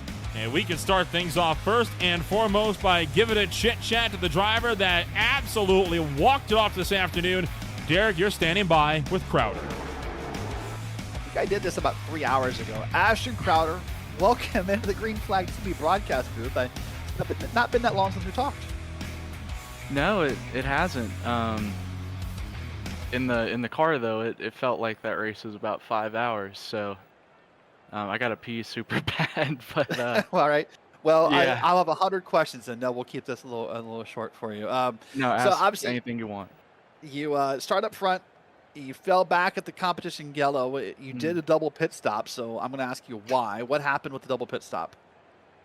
Yeah, so this has happened a few times to me, so it's obviously my fault. But sometimes, or maybe every time, I just don't recognize it. But sometimes like the fuel will just not be enabled. So like if I press the button to take fuel, I want to take my 7 gallons. Right. It'll be enabled before pit road, and then as soon as I get onto pit road, it disables. I don't know why that is. I guess I've messed something up in my like INI. NI files, Which yeah. Yeah, so I've definitely messed something up there. Because I remember at some point I was getting really frustrated that my tires would click on. So I think I may have, what I've messed up is I've like flipped it. So the tires don't do anything, but somehow I've disabled the fuel. Gotcha. So yeah, Alright. so that's Well, perfectly on me. Once you fell back, it felt like you had a front row seat for like every wreck for the next, 70 laps of Green Flag Racing. How petrifying was that? It's a good word. Yeah, it was petrifying. I mean, gosh, what? I was like 22nd, something like that. And you'd expect like lap 105, like you're 22nd, you're probably in pretty decent position. But here, I mean, it felt like I was in the back of like a 60 car field. And it seemed like every lane I got into, just something would happen. But I want to give a shout out to Cameron Ruggles actually, because he was really cool. I don't know what else to say. He was just awesome. There were a few times there where he could have put it in a spot that like he fully could have put it in, wouldn't have been dangerous or anything, but he just like lifted, let me kind of get my bearings back and get settled into some sort of rhythm, and then obviously we'd crash, unfortunately. But yeah, dude, he was awesome. So I just want to give a huge shout out to him. But like, I was able to save my stuff because we were going slow, like really, really slow. I think my pace, like I could have ran O's at the time, but I was running 5s and 6s. So we were really backed up, and fortunately I was on the bottom for most of it. So by the time we had some crazy stuff happen and some good lane choices inside the top 10, I mean, it felt like I had brand new tires and they didn't. So yeah, it was terrifying. It was very petrifying. I'm sure you guys caught it. I mean, I was in the air at one point. I got hit in the back and got like 5 feet of air. Somehow, I don't think it damaged anything, so that was pretty cool. But yeah, that was a tough spot to be in, and honestly, I think it was more luck than anything to get back up to the spot that I did. Well, ultimately, you end up winning this race. So as we look ahead to the next leg of the Triple Crown here for this Mystic Late Model Series, we'll be heading over to Langley Speedway. Do you have the same confidence at Langley that you came into tonight with? I don't know how this is going to come across, but I really didn't have any confidence at all with this. Gosh, there's some real dogs in here, and I was trying to act like a dog, but like I say, my saying is acting like a dog, but I had kennel cough, right? So I was not meant to be there at all. I felt like though, like kind of I don't know, like 20 laps in or so. I don't know how many real laps it was, but like 20 laps on the board, and I definitely tell I had a tire advantage. And then from there, like the confidence started ramping up. But when the race started, I was honestly kind of terrified. So, but the next race is Langley, right? It is. Yep. Yeah, that's interesting track. I mean, it's kind of the same thing as this, where if you can run lower than other people and keep the car rotating, I think you're in a good spot. Because really the only thing that I've ran at South Boston is Legends cars, so that can only get you so far. But I've ran some super late stuff at Langley, and it always seems like getting to the bottom and kind of straddling the paint line there is good, and I guess I showed in this race that that's a strength of mine. So yeah, I think it'll be fun though. I think it'll be a lot less chaotic than this, thankfully. One can But yeah, we'll see about that though. I hope it is, because All right. Well, It's rough. $170 will be headed your way for all the awards you won tonight. Congrats on that. Congrats on the win. And we will see you soon. appreciate it. Hey, I just want to give a quick shout out to my girlfriend, family, everybody watching, and to the sponsors that we had tonight. You know, BrennanPool.com, Mac Door Systems, Frontline, Toxic Waste Candy, and CW Sons. They really made it happen for us, and a huge shout out to Tristan Brunelli. He got 60 minutes of damage fixed, and he stayed with it until he got removed from the server. But he was elite the whole night as well, same way as Ruggles was. So yeah, those are my little shout outs. But a huge shout out though to my girlfriend Ava Lilly. Very good. All right. Well, thanks so much for your time. We'll let you go pee. Oh, thank you, I appreciate that. You're welcome. That's Asher Crowder coming home tonight with the win. And then I believe now, Nolan, you've caught up with our second place driver who, there you go. It is Jacob Hefner coming home number 2 for the Rapid Race Cars crew. I tell you what, Jordan, it was quite the race that you guys had here this afternoon.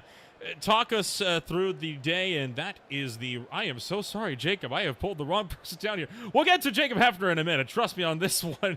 Here we are. I was so confused. I know you were. We pulled the wrong one, and now we have Jordan Blaze Brinkley with us. Hi. Hello, Blaze. How are you doing this afternoon? Second place of the Rapid Race Cars crew. It's got to feel good for you. It does. It does. Kind of talk us through the afternoon, because it was not easy. You had to start from the midfield, but after surviving that mid-race chaos, you finished number 2 by quite a healthy margin. Yeah, it didn't start off so good. Lap 5, they got into a checkup in front of us and couldn't get checked up in time, and we got piled into, and it tore it up pretty good, and kind of had to ride around the back and fix damage for a long time. And around halfway, we started making our way back to the front, and from there, things just kind of started working out for us. It was a pretty big day at the office, obviously. These big races, they don't come around much. And, hey, it's going to be a solid, at least an $80 prize pool going your way as a result of the second place finish. Overall, do you have any thoughts on how it's going to be spent, or are you just taking it with the punches and seeing what comes your way? Just gonna take it with the punches, see what comes our way. Hopefully we do good in the next 2 races and make that pool a little bit bigger. Well, hey, the second race, the Hampton Heat, coming up before not too long indeed. Langley Speedway, a vastly different track to South Boston here. A lot slower in nature, a lot flatter as well. What's the game plan for you when we swing out to our second Virginia race? I think the game plan is just the same as tonight. Like, you just prepared, like, go test, run a few laps, see what you need, see what happens on the long run, and you kind of have that in the back of your mind, and then from there you kind of just up to the driver at that point once the green flag flies. Well, there's not too long to go before we'll be getting to that second race on the afternoon. In the meantime, congratulations on taking home second. It was not an easy second place, but no doubt well worth the effort. We'll wish you the best of luck when we go racing again in Langley in a couple months here. Thank you. Jordan Blaze Brinkley coming home number 2 on the afternoon. And Derek, you have Jacob Hefner, our third-place finisher.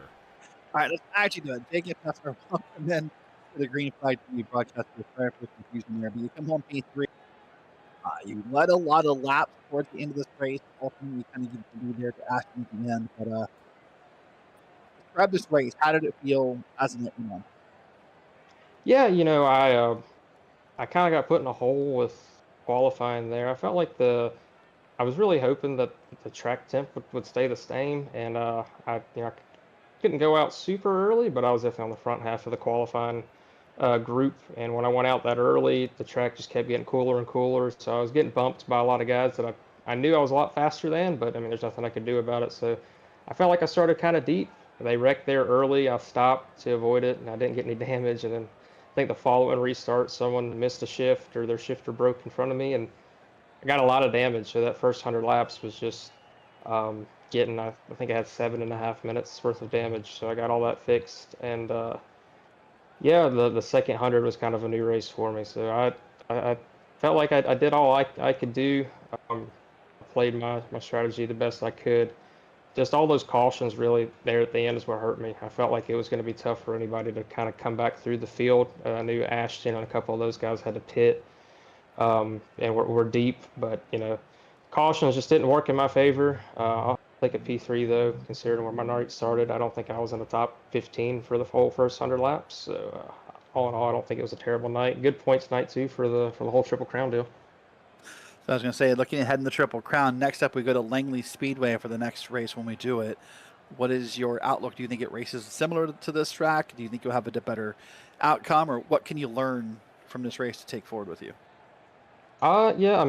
The late model stocks on the sim are super gripped up, so I hope that when we go to Langley, we have either a really hot racetrack or a really free setup, but it'll probably just be bottom dominant. I love Langley a lot more than I like South Boston. Langley's been one of my strong tracks on the sim, but I also don't have a ton of laps in the late model stock, mostly in the super at Langley. So we'll see how it goes, but I'm confident for it. I think all 3 Triple Crown tracks are pretty strong for me. The biggest thing I think I'm looking at is I've got a podium here, so just trying to stay consistent, big picture, and hopefully wind up somewhere in the points hunt going into Martinsville.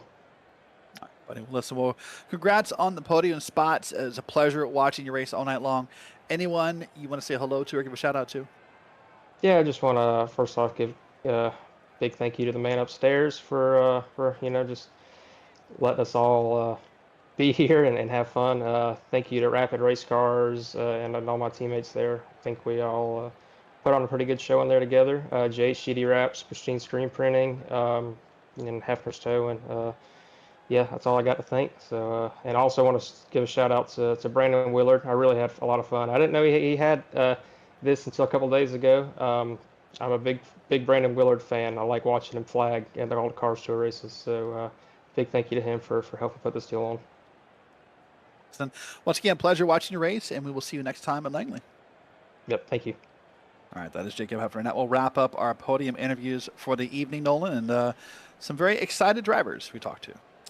Yes, indeed, and the Hampton Heat not too far away either. With that, that will also bring a close to our race in action here this afternoon. I tell you what, this race was an absolute doozy, and I'm sure there's a lot of drivers that are going to have to do a lot of reflecting after tonight, especially if they're going to be coming back to contend bigger and better than ever in the Hampton Heat coming up in a couple of months. In the meantime, coming up on Green Flag TV, you, of course, have got yourself high-time racing league action coming up tomorrow afternoon. That will be at North Wilkesboro Speedway. Silver Fox Racing Late Model Stock Championship is up at the Kevin Harvick's Kern Raceway. PSR will take to the Lucas Oil Speedway. Meanwhile, Beer League headed to Detroit Belle Isle this Wednesday. Castle Glass Company Series will be back for more also at IRP. And the Speed Cup Series will break up the short track streak by swinging it to the Brickyard Motorsports hallowed ground.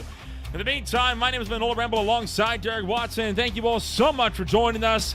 What a wild way to kick off the Triple Crown event. And we have got 200 more laps in store. That is coming up at the Langley Speedway for the Hampton Heat in a couple of months. We'll see you then. In the meantime, we'll see you whenever we see you next on Green Flag TV.